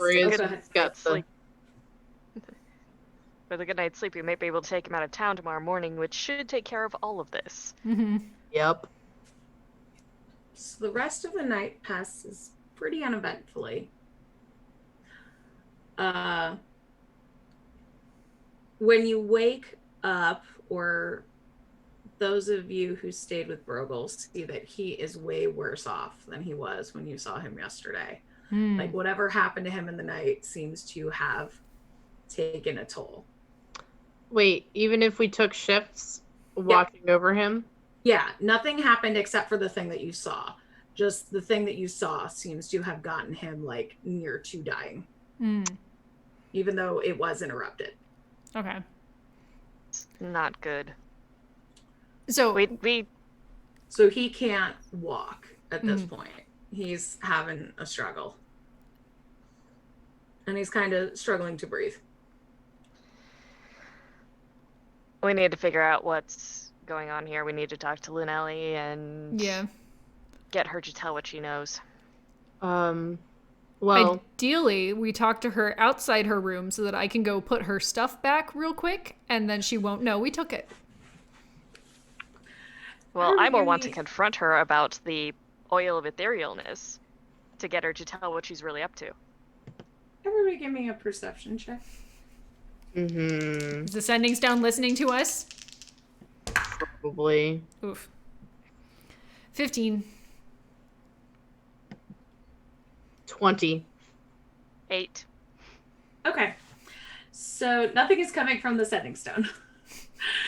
But Euphoria and Idara, you hear a conversation taking place from downstairs. How loud is this conversation? It's not shouty. You just, with your attuned adventuring ears. Here, and you even recognize the voices. It sounds like Lunelli and Constable Hargrave talking about a gathering or an event taking place that night. Yeah, where is it? You didn't hear that part. Oh, well. Are they still talking? Can I exit the room and continue eavesdropping, but better? Yeah. I'm going to exit the room and continue eavesdropping, but better. So you basically hear them saying so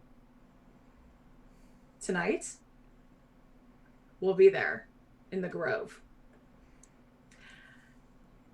As soon as they confirm in the grove, a man dressed in craftsman clothing enters the inn, greets Lunelli and Hargrave, and sits. Are you coming further down the stairs? Not yet. I'll wait and make sure that they're like done talking and then regroup. Okay. You could see Milsey, the redhead, approach his table with a drink and smile politely but clearly insincerely. He curses under his breath, shaking his head, and takes a drink. What's his problem?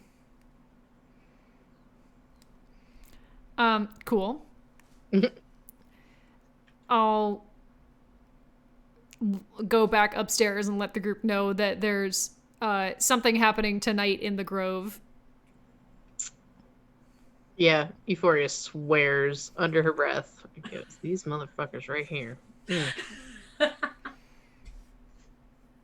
Constable's in on it too. That motherfucker. That's not under her breath.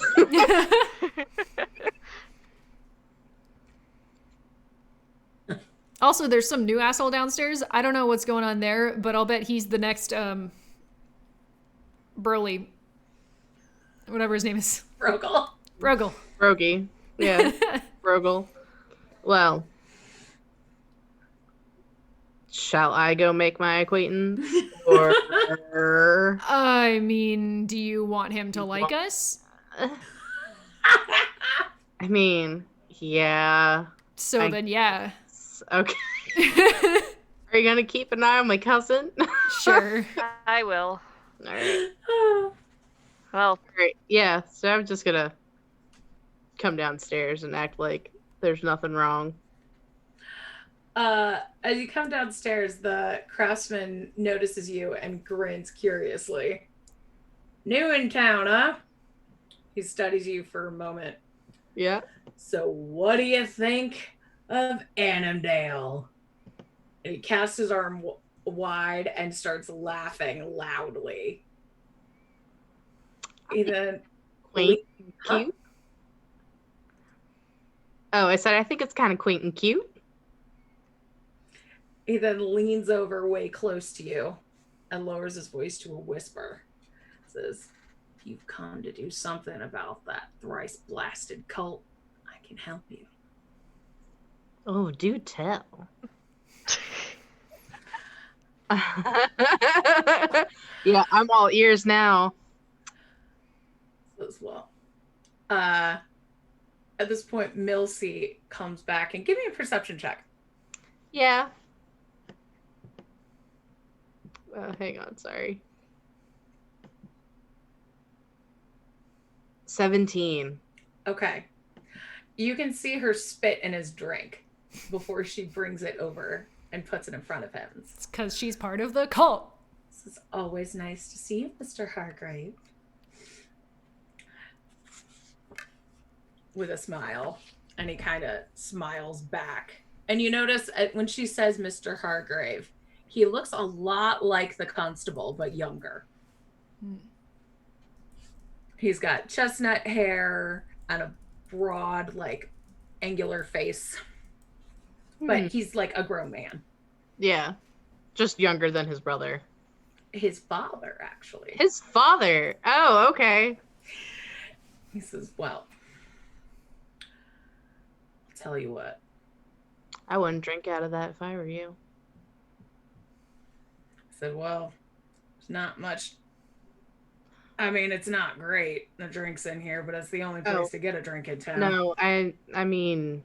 And he takes a drink. No, yeah, before he, like, if he was gonna make a motion to drink, like, I would have snapped my fingers to clean the spit out of it if I can. Okay, yeah, you can do that. It's sanitized spit now. Yeah, no, I just, like, Prestidigitated spit. yeah, no, I, like, take it, and then, like, is Lumelli standing there?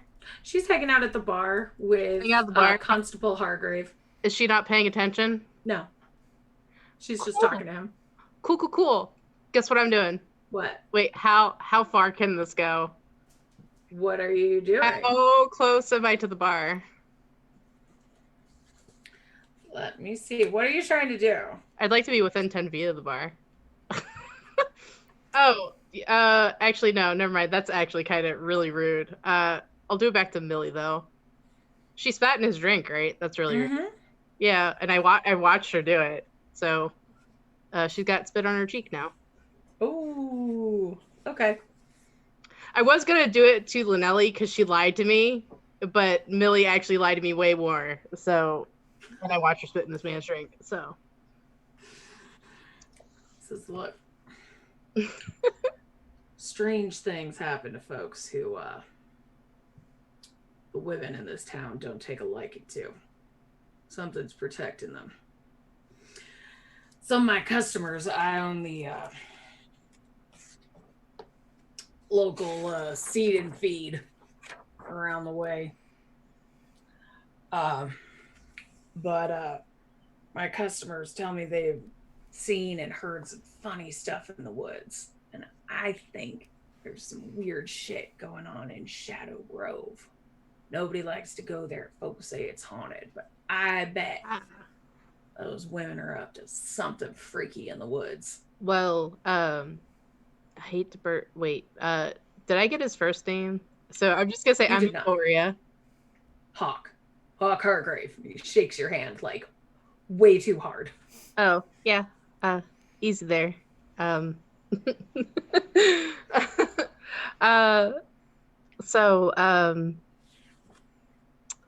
noticed that you bear a strong resemblance to the constable. Oh yeah, that's my pap. How close are you to your pap? As close as any boy is to his pap. Yeah. So before you walked in, I think your dad's in on whatever's going down at that grove, and I got a cousin lying upstairs who's on the verge of death, and I would like my cousin to be back in proper shape. I know that he is not a gentle soul. However, Wait, the drunk upstairs is your cousin? Yeah. You see, he comes down every day screaming about how some old lady's gonna kill him. The only old lady I know is old Hazel, and she's so weird old lady, but I've known her since I was a little boy. She's sweet as pie. Yeah. So my cousin's a bit of a brute. I don't like him, but I also hate seeing him like this. It's really awful. It's really terrible. And I don't like the fact that people are using magic to punish my cousin for being rude to Hazel. I think there are other ways of doing it, especially since your father is a constable. My cousin should be punished by the law and not magic, if you catch my drift.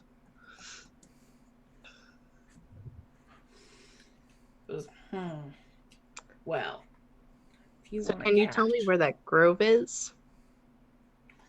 You got a map? Hell yeah. I'll circle it on your map. Or I'll take you there myself. I'm a pretty good guide. Can I insight check him? Make sure he's not giving me some fucking bull and he's in on it too? Yeah. Okay. Oh, 6.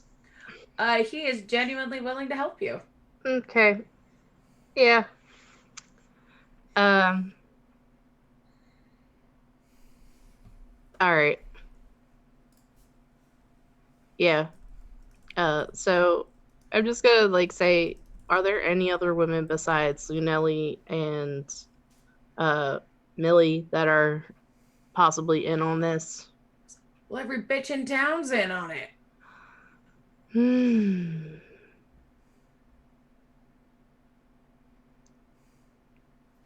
Just gonna smile and go, all right.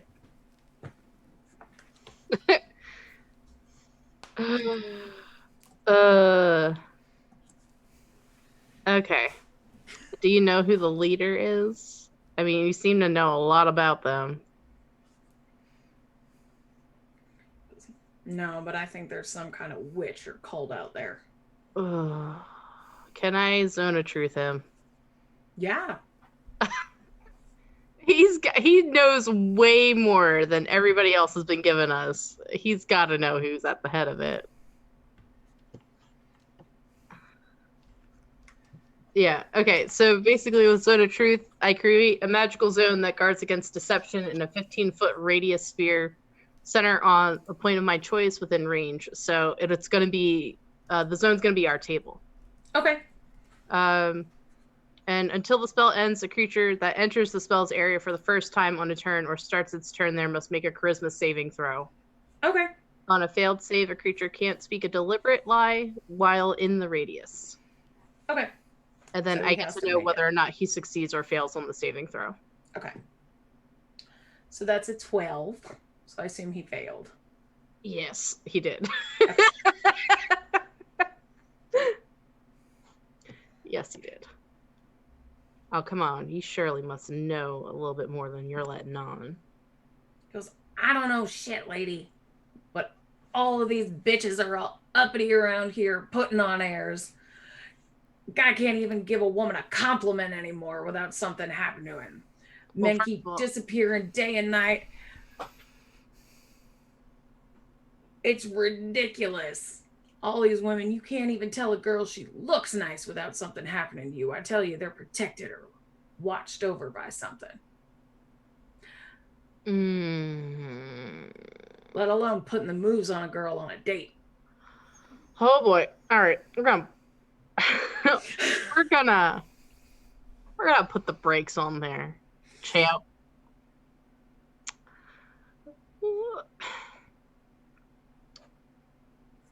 Look, I've got a I've got a cousin that I want fixing, and like I said, he should be punished by law and not by magic. And from the sounds of it, your town, menfolk in your town, need to learn some goddamn manners. Or We're all scared out of our wits, lady. Yeah, so, but does that mean that you're going to learn anything if I take care of this problem? Because if you're going to go back to doing what she was doing before, then I have half a mind to not do it, and I'll find some other way of fixing my cousin. Women are people, not objects. Women are people, they aren't your property. They all deserve to be treated with respect. The old ones, the young ones, the good-looking ones, the ugly ones. All of them. Teen Girl Squad. The ugly one! Look, you want me to take you to Shadow Grove or what? Take me to Shadow Grove. Goes, with pleasure. You know, I've never really met a tiefling before. Y'all is fiery, as they say. You're walking a fine line, Hawk. Well, they call me Hawk because I've got eyes that can see right through you. You know what I mean? Does he have anything on him that is metal? No, he is just wearing, he might have like a hammer or something. He's a craftsman, right? Yeah. Well, Hawk, it seems like you're a little bit hot to trot, and I'm just gonna just heat up. I don't want to like absolutely burn him, but I do want to send a clear message that I'm nothing to fuck with. Okay.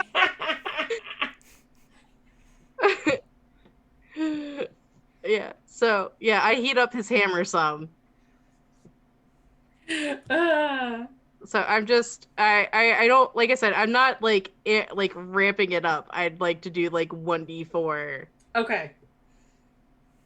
If that's okay with you, because the spell has me doing 2d8 fire damage if I really. Yeah, he's a commoner. That would make him dead. Yeah, no, I definitely don't want to do that. I just want to send a message of like, do not just kill somebody in the middle of the bar. Yeah, no, I don't. Cause of death, hot hammer. He's a tool, man. Yeah, no, I'd like to not like injure him, but like again, send a clear message that I'm not here to flirt, and he would definitely know if I was here to flirt. He takes 1 point of fire damage. Okay, he takes that. All right, yeah. He goes, "Wow, I guess it's true what they said. We'll get headed out this evening." And none of your comments to my companions either. Oh, you've got friends. Because we're likely to do worse. Yeah. Because you will die. Yeah. You see, my friends, they know a lot more clever spells than I do. Sorry. Especially Adara. And my other friend knows her way around a great sword. And that's not a euphemism. She will impale you. I'm telling you this right now. Don't try it. Pick you up. This was your warning.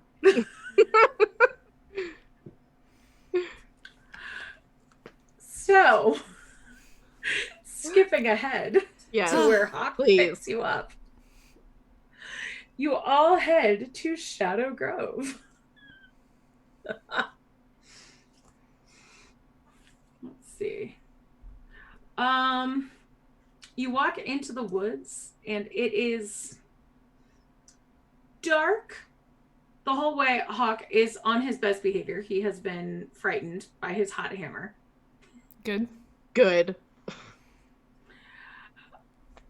But you see he starts, as you get to Shadow Grove, he starts to say, like, we might want to get a watching spot, see what happens. And he ducks behind a clump of trees.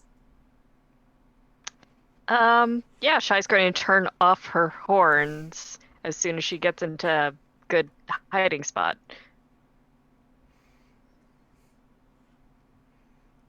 Probably going to try and climb a tree. Okay. Yeah. Give me an acrobatics or athletics check for that. You want a boost? Well, let's see how this goes. You know what? Giving myself If a D4. If Adara helps you, you can roll with advantage. With a boost. I'll let Adara help me. I give Shai a boost.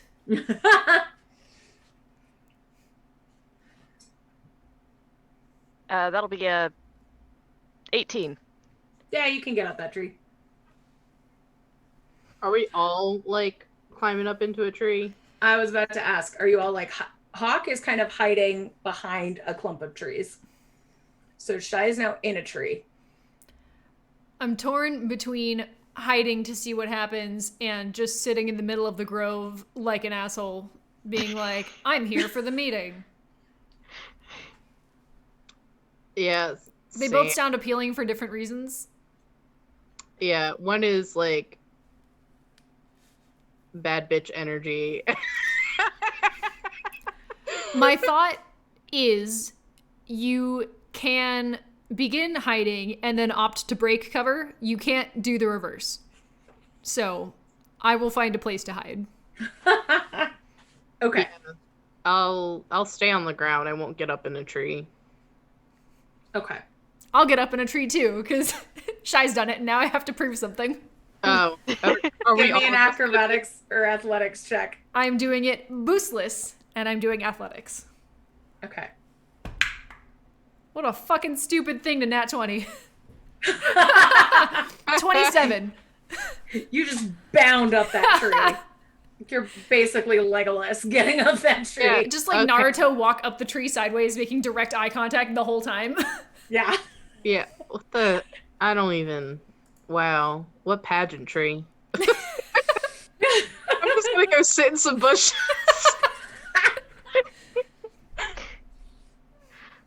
So after a little bit, you see a group of people heading to Shadow Grove. You see Lunelli, Milsey, the constable, a couple other women, old Hazel, and they are met by another woman who appears to be drawn but with like kind of a careworn, sunburned or suntanned face, I should say. As each of them approach, they say something that's kind of hard to hear, but maybe you could make it out with a perception check. Don't mind if we do. Let's. 21. So, 17. 14. Okay. So you, Idara and Euphoria hear each person that approaches saying, "Mother, may I?" This is some hag bullshit.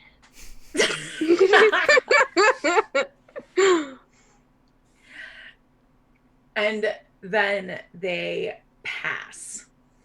And you see that there are a few scarecrows that they're walking by. And there's some other animals around here too. An owl. There are a bunch of ravens in the trees. And the old woman is walking with 3 large mastiffs. I love them. Big boys. Papa dogs. Mm-hmm. Are the mastiffs like sniffing for folks, or They're just kind of with her right now. Just hanging out, being good dogs. Just being good dogs. Oh. do not be won over by this hag's 3 mastiffs, okay? I can and I will. Damn it. Puppies win again. Every time. Puppies are going to be the ultimate downfall of the Threeflings. Fact. Idara has a soft spot for weird animals, so like Gwen the player is just like, dogs! And Idara's probably like, baby chimera! Adorable!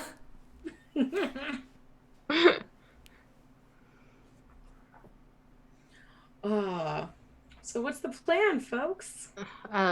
Well, Went into this without a plan, really. yeah, so like Euphoria's gonna look up into the tree and goes, like, she like pulls up the necklace she's wearing and goes, points at the grove, and is gonna wait for visual confirmation from Idara. I kind of want to see what they do next, because they've just basically done a greeting. They haven't really done anything else yet. Have they like, are they still within line of sight? Can we still hear them? You can't really hear them once they get past the scarecrows, but you can see them. And the mother appears to be approaching each of them with a red stone, and energy is coming out of the stone. Okay. Yeah. Based on the fact that we can't hear them, and I didn't take observant this level like I considered. Oh, do we still have the sending stone? Shy does, right? Yeah. Can we Still hear have anything it. with the sending stone? Can you use them like eavesdropping Well, tools, or does someone have to consciously activate the other side? I think You they have work to more say like a command word to do it. Okay. right. Never mind. They work more like walkie-talkies. Mm-hmm. So we could hear something coming out of the stone if somebody was trying to send a message, but Right. yeah. They're all present and accounted for. Right. We should have nicked somebody. I They mean, do have little bugs like that in Pudmire. They do, Or it's very nice. Monarchies of Mao. They're pretty cute. They're actually like little insects, like magic insects. You can use to bug a room. I'm gonna say we wait for the weird glowy red ritual to be done, and then consider crashing the party. My only concern out of character is if the glowy red ritual is the life force of Brogel, our man ain't got long to live. Right. That's he kind fair. of needs that energy if that is his energy. That is I'm thinking it is. That's a good counter argument. We can crash now. Yeah, do you Crash, now when do you still have Zone of Truth? Can we find out if that is his energy? I have 1 3rd level spell left. So I could do Zone of Truth. However, if this is a hag, she's gonna know what's up, and she's probably gonna still lie to me anyways. Yeah.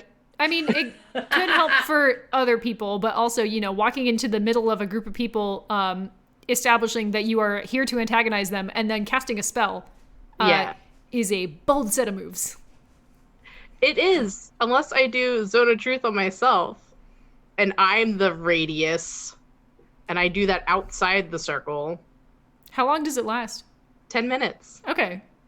So, like, I can set it on any point I want to. It's just... so if I set it on me, then the point moves with me, and the radius will move with me. Okay. They'll still be able to detect that there's, like, magic on you, though, if they want to. Yeah. I mean, I'm a magic being. Like, what are... Yeah, that's true. You are a tiefling. I am a tiefling that has many spells, and a bard. So, like, I got magic out the butt. Yeah, it's true. And I don't really work for it, so... Not like Shy works for it. Shy just has to ask her god for it. She doesn't work. Well, she's a cleric. She studies, so... And she has her faith that gives her magic. But a bard just sticks around and go, well, I guess this will work. Yeah. Interesting way of looking at it. So, out of character, is this what we want to do? I think that's fine.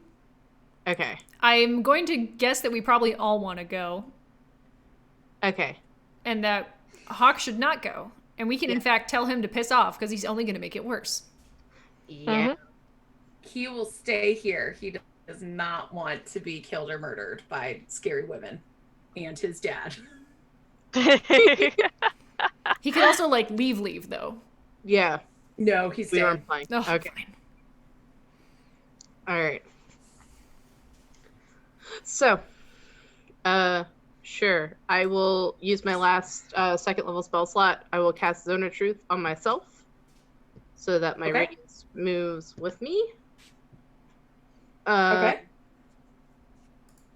And then I guess once everybody's out of their respective trees, we all talk and say we have to say "Mother, may I" before we enter the circle. And then we go, I guess. I will also say "Mother, may I," and then try to enter. So you approach some scarecrows and see the group beyond them. Mm-hmm. I have a feeling these scarecrows are gonna move. Mm-hmm. I'm gonna say, Yeah, So yeah. now You can you stay. say, "Mother, may I?" Yeah. Mother, may I? The woman with the red stone looks up at you and says, "You may not. What brings you to Shadow Grove?" To each of us? Just in general, out. We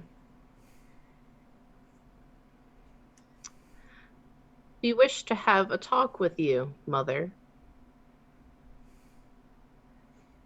If you'll let us speak. Speak. Did Euphoria cast Zone of Truth on herself? Yes. Yes. Are we within the range? If you're within 10 feet of her, then yeah. So I guess everybody make that charisma save. Oh, good. Oh, it's charisma. Great. Yep. You're welcome. Sorry. 10. 7. All right. So we're just not going to talk. You can't lie if you don't speak. I mean, You can be... Shy has no problem telling the truth. So basically, an affected creature that is aware of the spell can avoid answering questions to which it would normally respond with a lie. Such a creature can be evasive in its answers as long as it remains within the boundaries of the truth. Okay. So Okay. that's what we're working with for those of you who are near me. Like- But I will be telling the truth.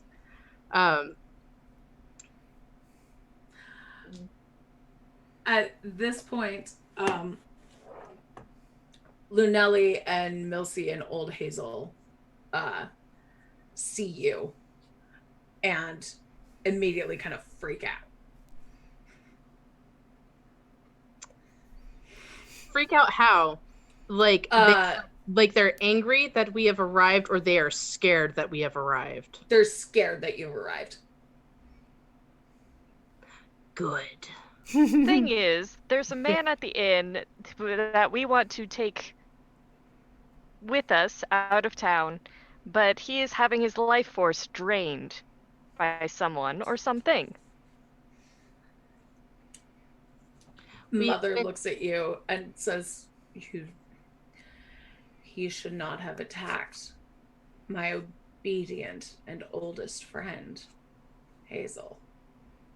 That is correct.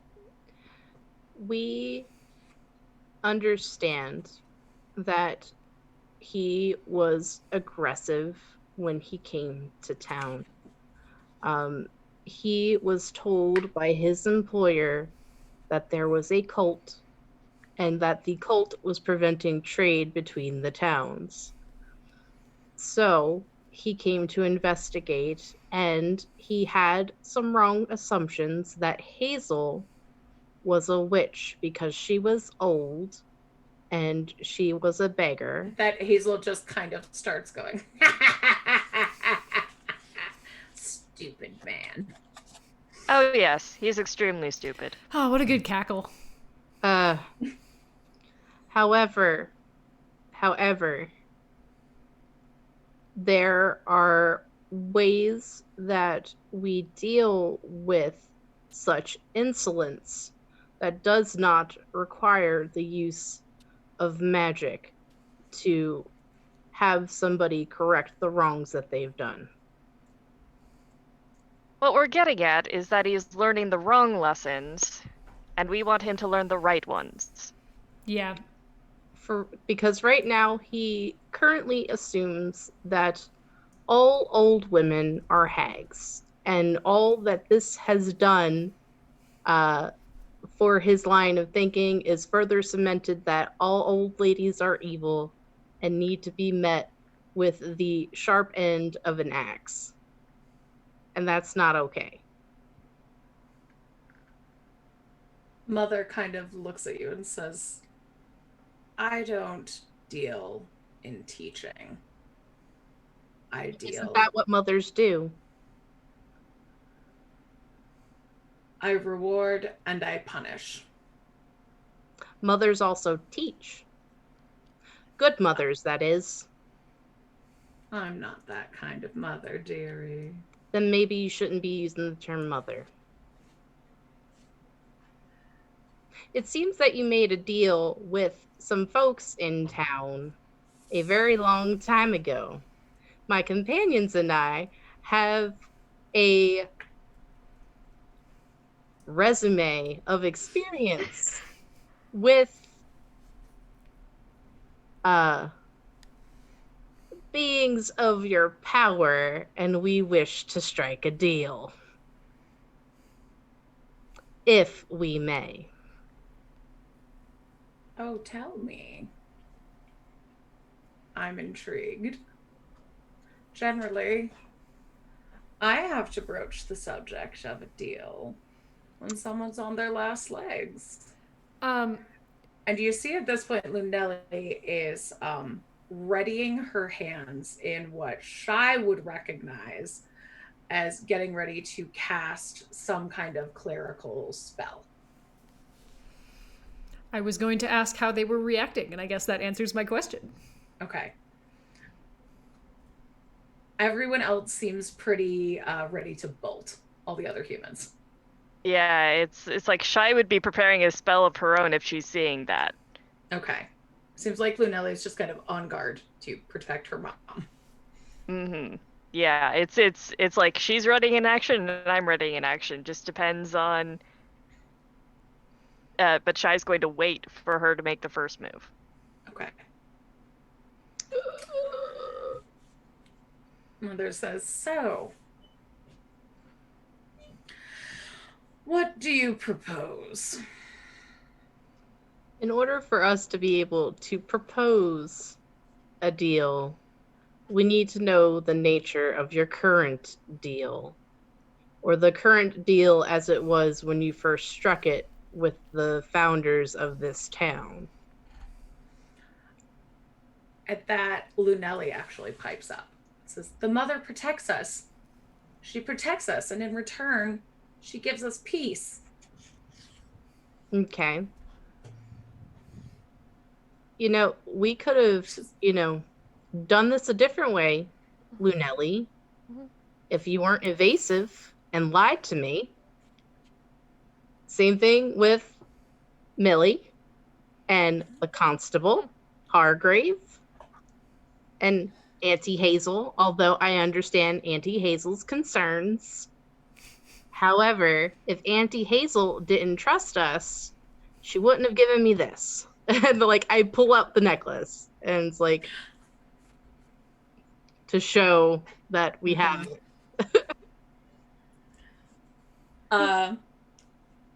Lunelli kind of says, I was married to a terrible man, and Mother got rid of him for me. So you struck a bargain with Mother. No, not me. I'm just the most recent leader of Mother's followers. Okay. And at this, the Mother says,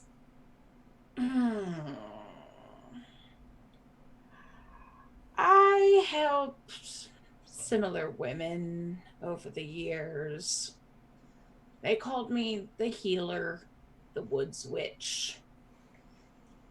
I gave them spells, provided healing, helped them through childbirth, and if some of them were married to men who didn't respect them, or found a troublesome young boy who went too far one night, I made them disappear.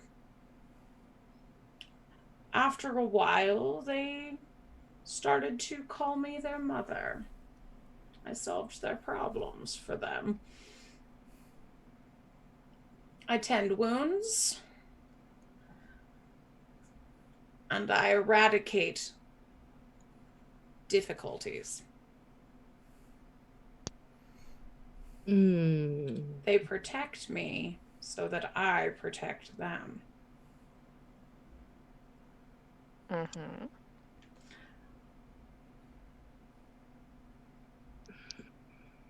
Milsey, who is now quivering in fear, just says, we couldn't tell you. We couldn't tell you because she keeps us safe. And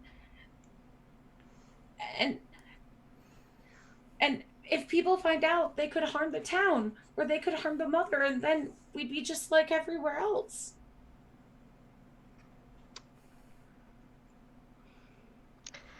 We tend to be more open-minded about certain things like that.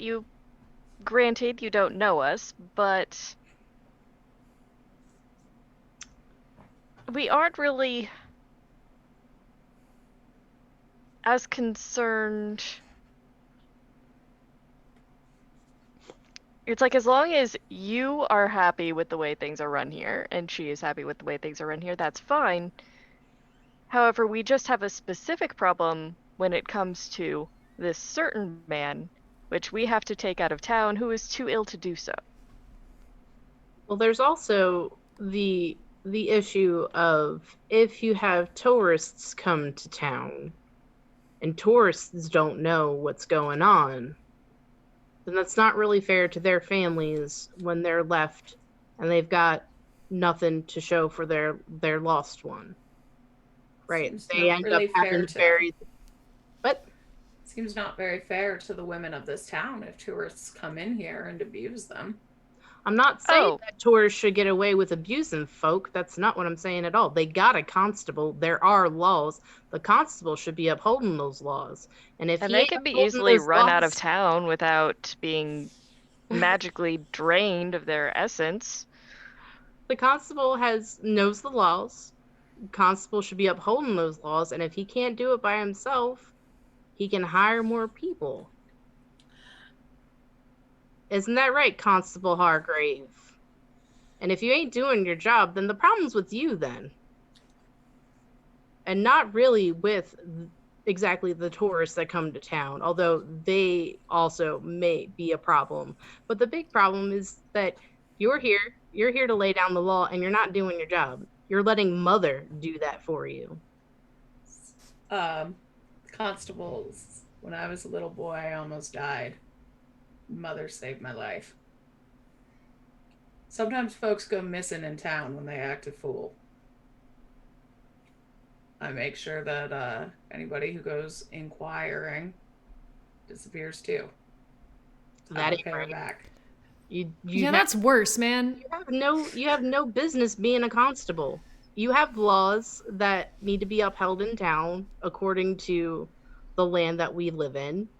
And you are not doing your job. This is you covering up for the magic bullshit that's going on here. Who are you to judge how we live our lives? You're not even from this town. All right. Look, there's a guy dying in the tavern because of your magic dream thing. We need him alive and able to leave. He sucks. We recognize that. We agree. That's where we're at. Man. Huh? He deserves to die.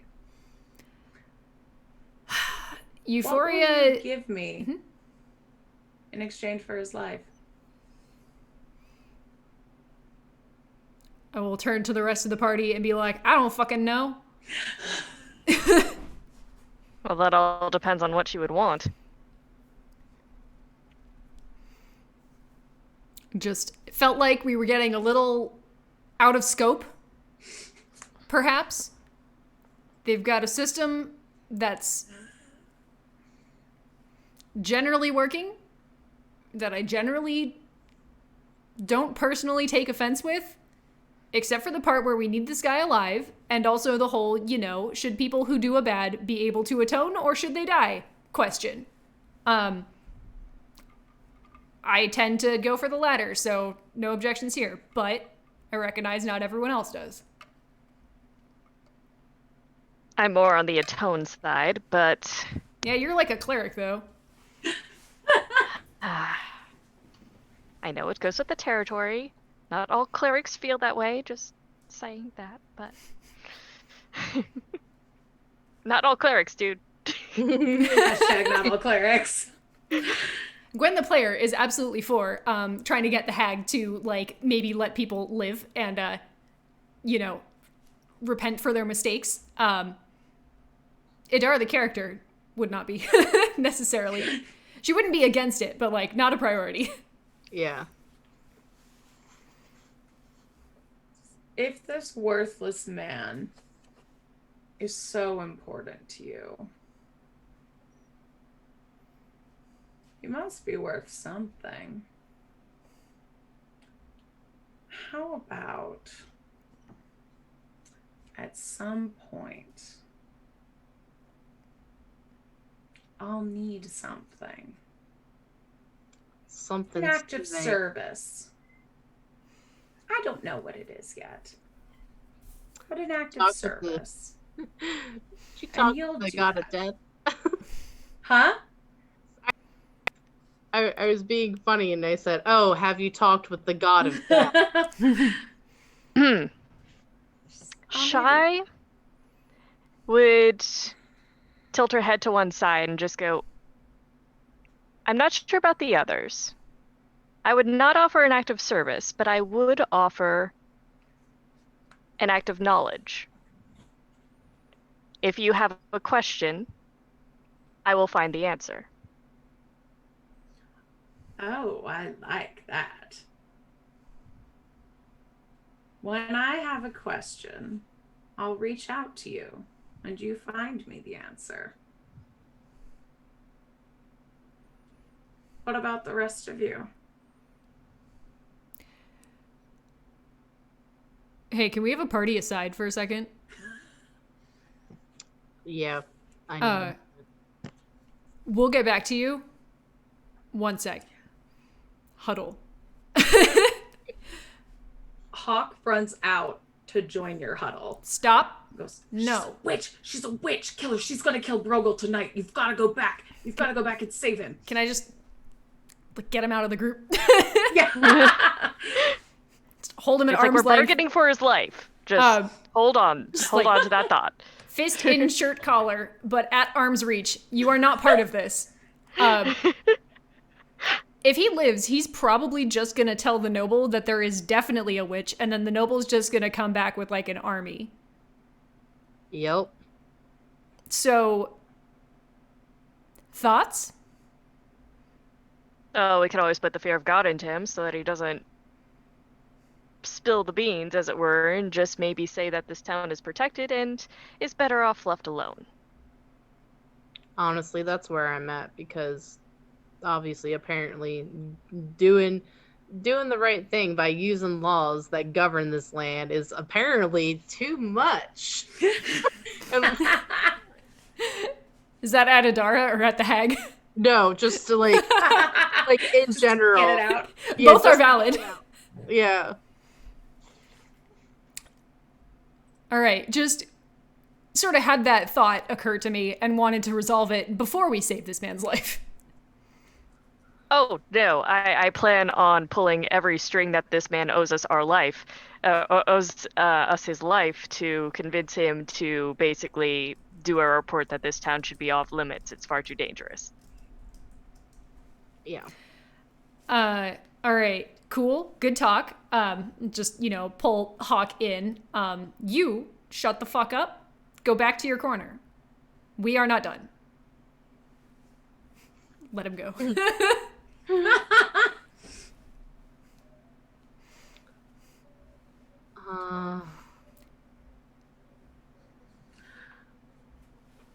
Says, I don't have all night, ladies. One moment. Please. So what are we supposed to give her? She wants an act of service. I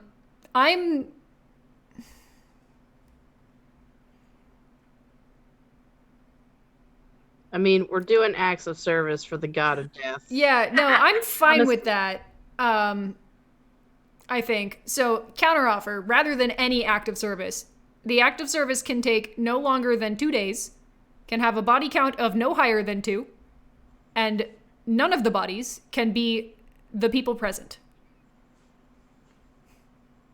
Are you saying that to her? Yeah. We're the people that are currently in the town, laying on a bed, dying already.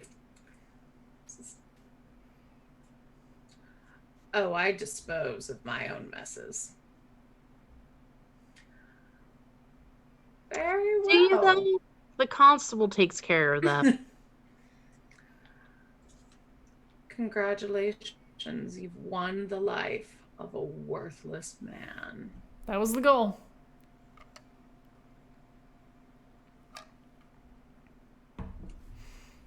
You may leave town safely tomorrow. My children will not interfere with you.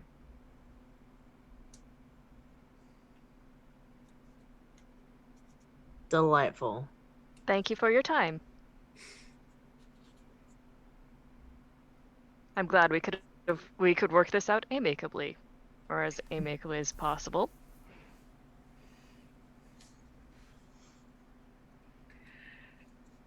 So you get Brogel eventually. So I'm clear as DM. The terms of service are a future favor, no more than 2 days. Mm-hmm. No more than 2 days. And cannot have a body count higher than 2 Okay. for the 2 of us. Yeah, and the bodies can be none of the people present. Right. Who are currently lying in a bed. Yeah. Higher than 2. And answer to a question. Yep. Because honestly, I think Adara, based on what this hag has done thus far, trusts her as a judge of character enough to be like, honestly, if she says someone should die, like, it's quite possible they should. Yeah. It's like Shy's of the same opinion. Seems like Shy had a much easier out, seems though. Seems like everyone that has had a bad experience here has deserved it. Granted, some of the results have been a bit excessive, in Chai's opinion, possibly. She doesn't know the exact situation of. Yeah, Euphoria feels like the severity doesn't fit the crime as far as Brogel's concerned. She thinks that Brogel needs to have cooled his heels in jail for like a week for assaulting an old lady, or an appropriate length of time for an assaulting an old lady who he automatically thought was a hag. Mm-hmm. Whatever that time is according to the laws of the land. So Brogel sleeps peacefully through the night. All For right. the first time in 10 days. Oh gosh. Yeah. And the next day, you can head him into a cart and get back to Stackmore. cool. And we will kind of express to him on the way back, since we're going slowly in a cart, that whatever he's to say to his lord should be the town is protected by some guardian spirit, and they should stay far away from it and not interfere with it in any way because it is far too dangerous. Mm-hmm. And it doesn't affect people that are nice and polite and don't cause trouble. And you spent the whole week researching, and this is what you found out. It wasn't because you were mean and nasty to some old woman. He's still pretty sick at this point, but he kind of nods in agreement. He goes, whatever you say, just thank you. Thank you. And take all my money, please. Gives you 1,000 gold. Says, thank you, please. Thank you for getting me out of there. You killed her, right? She won't come back? She won't come back for you. Just stay out of that town and everything will be fine. Also, the other lesson we've learned here is we don't assault old ladies. We don't automatically assume that they're witches. Because actually, the story might be is that they might be friends with a witch. Yeah. Well, I can't stress enough how bad of an idea that was, because your two options were either you kill an innocent old lady, which is bad, right? We agree? Or you pick a fight with a supernatural being that can kill you handily. So if you take one lesson away from this, please be Don't be a dumbass. Yeah, don't be a dumbass. So after a day and a half, you get to Vlinder O'Dami's, and his, clerics tend to Brogel, and you are escorted into Vlinder's sitting room. So, what was going on in there? Did you find a cult? Did you kill what was going on in the cult? Not a cult as such. The town has a guardian spirit. it's their religion. Mm-hmm. And it tends to be very protective of the town, doesn't like people causing trouble. But as long as people are polite and don't cause a ruckus, they can pass through just fine. Yeah, your man caused a ruckus. Apparently someone told him that he was looking for a witch specifically, so he tried to murder the first old lady he came across. At this, Vlinder erupts into a rage. He picks up a chalice from his desk and throws it across the room and stares out his window toward Annandale. He mutters under his breath, "You won't keep me out forever." A moment passes as he seethes. He then straightens, as if remembering you're there, and looks to you with icy eyes. So is that it? Is it? Oh. I've got spell slots back because it's the next day, right? So there's a Yeah. he says so there's a spirit of some sort.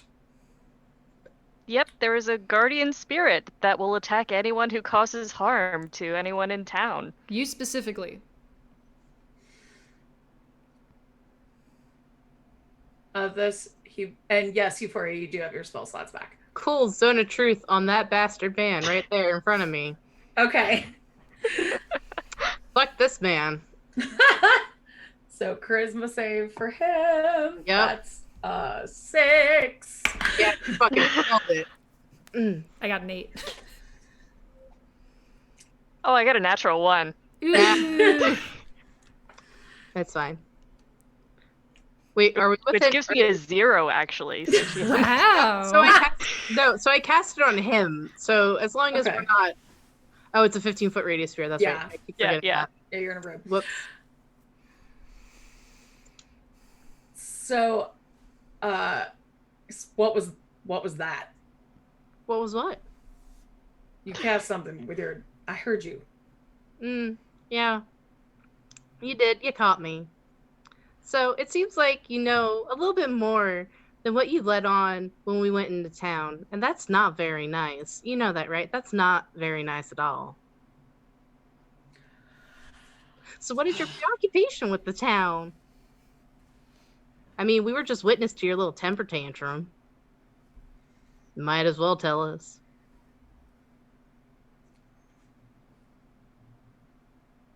You know, I didn't really care if Brogle lived or died. I just wanted to know if he succeeded or not. But thanks to you and your information, he breaks out into a broad smile. He says, we can rid Annandale of that little cult and that spirit. It's not and a cult. finally bring progress. Does Shy to know that modify back memory? town. Just checking.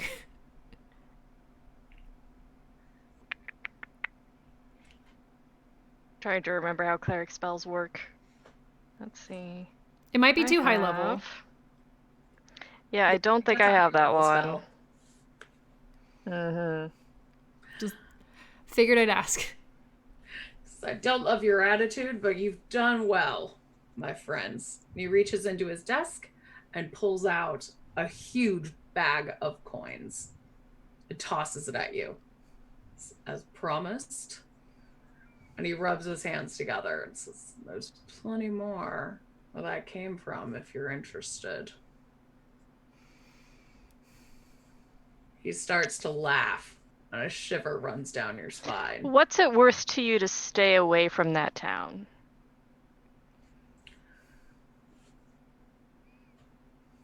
What's your interest in a backwater town full of cultists and fools? Did he say what he wanted with the town?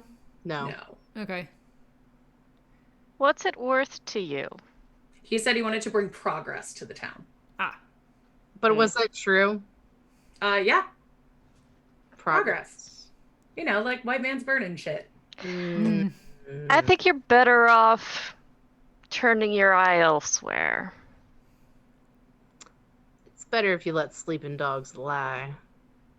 We'll bring trade and culture to that town, and I'll expand my territory, and you three can help me do it. They have It's enough standing next to the culture window. there already.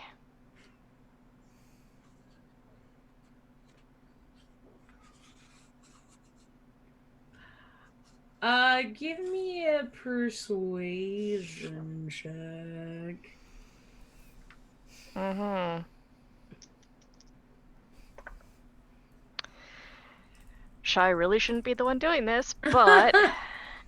And by the way, I did cast guidance on herself while Okay. doing this because that's not her strong suit. Well, that's a 16. Okay. He says, well, maybe I can find a way to work with the locals instead of slaughtering them outright. I think that would be best. Either way, it seems like you're not interested in further employment, but I can always give you a reference. Well done. It would be wonderful if you could never speak to anyone about us ever again, actually. And he kind of gives you a dismissive hand. I've got plans to make. Thank you for your service. Mm-hmm. Is this like his study room? Yeah. So there's books on shelves? Yeah. Cool.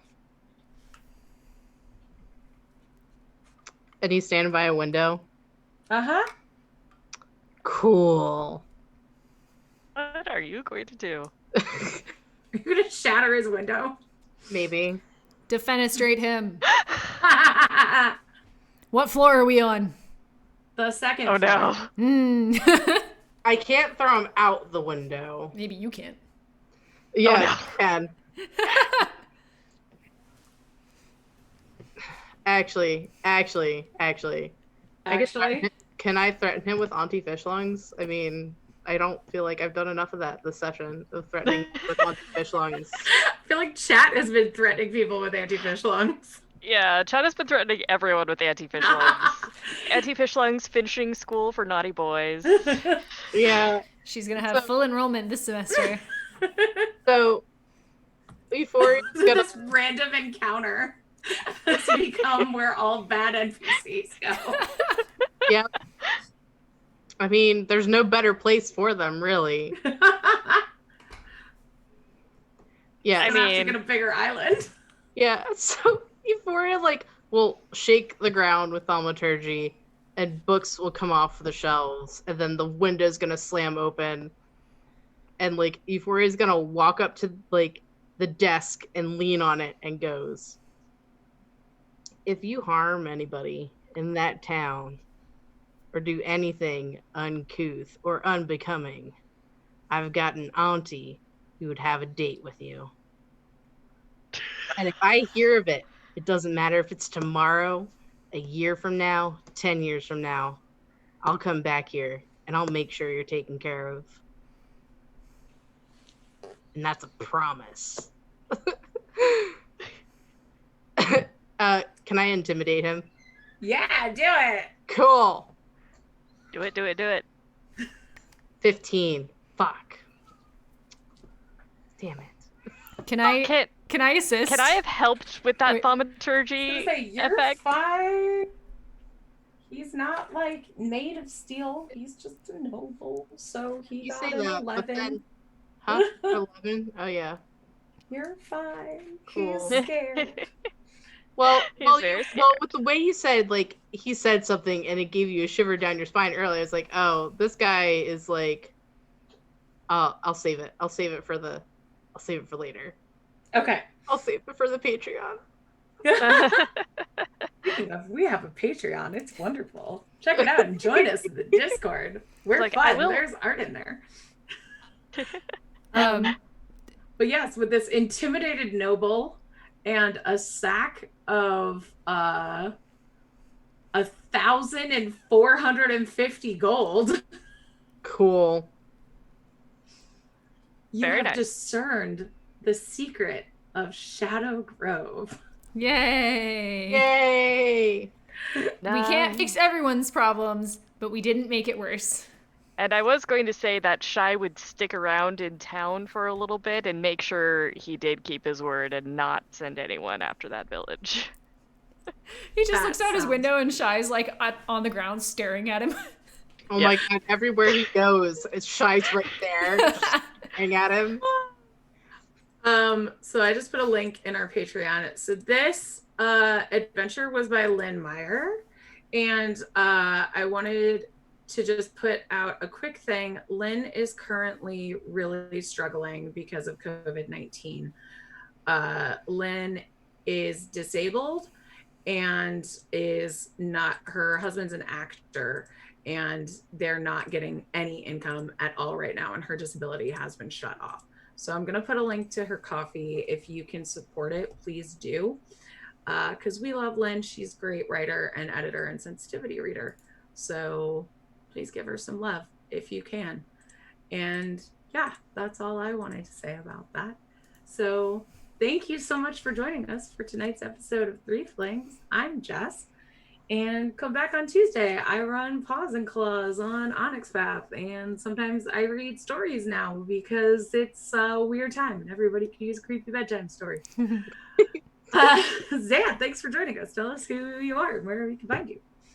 Hi, I'm Zan Larson. I am Pale White Rabbit on Twitter and Instagram, and I do a lot of art things. I've done art for Book of Seasons, Uncaged, a bunch of other stuff, including recently Unbridled, which is a bunch of unicorn hag adventures, which is amazing. Anyway, but that is me.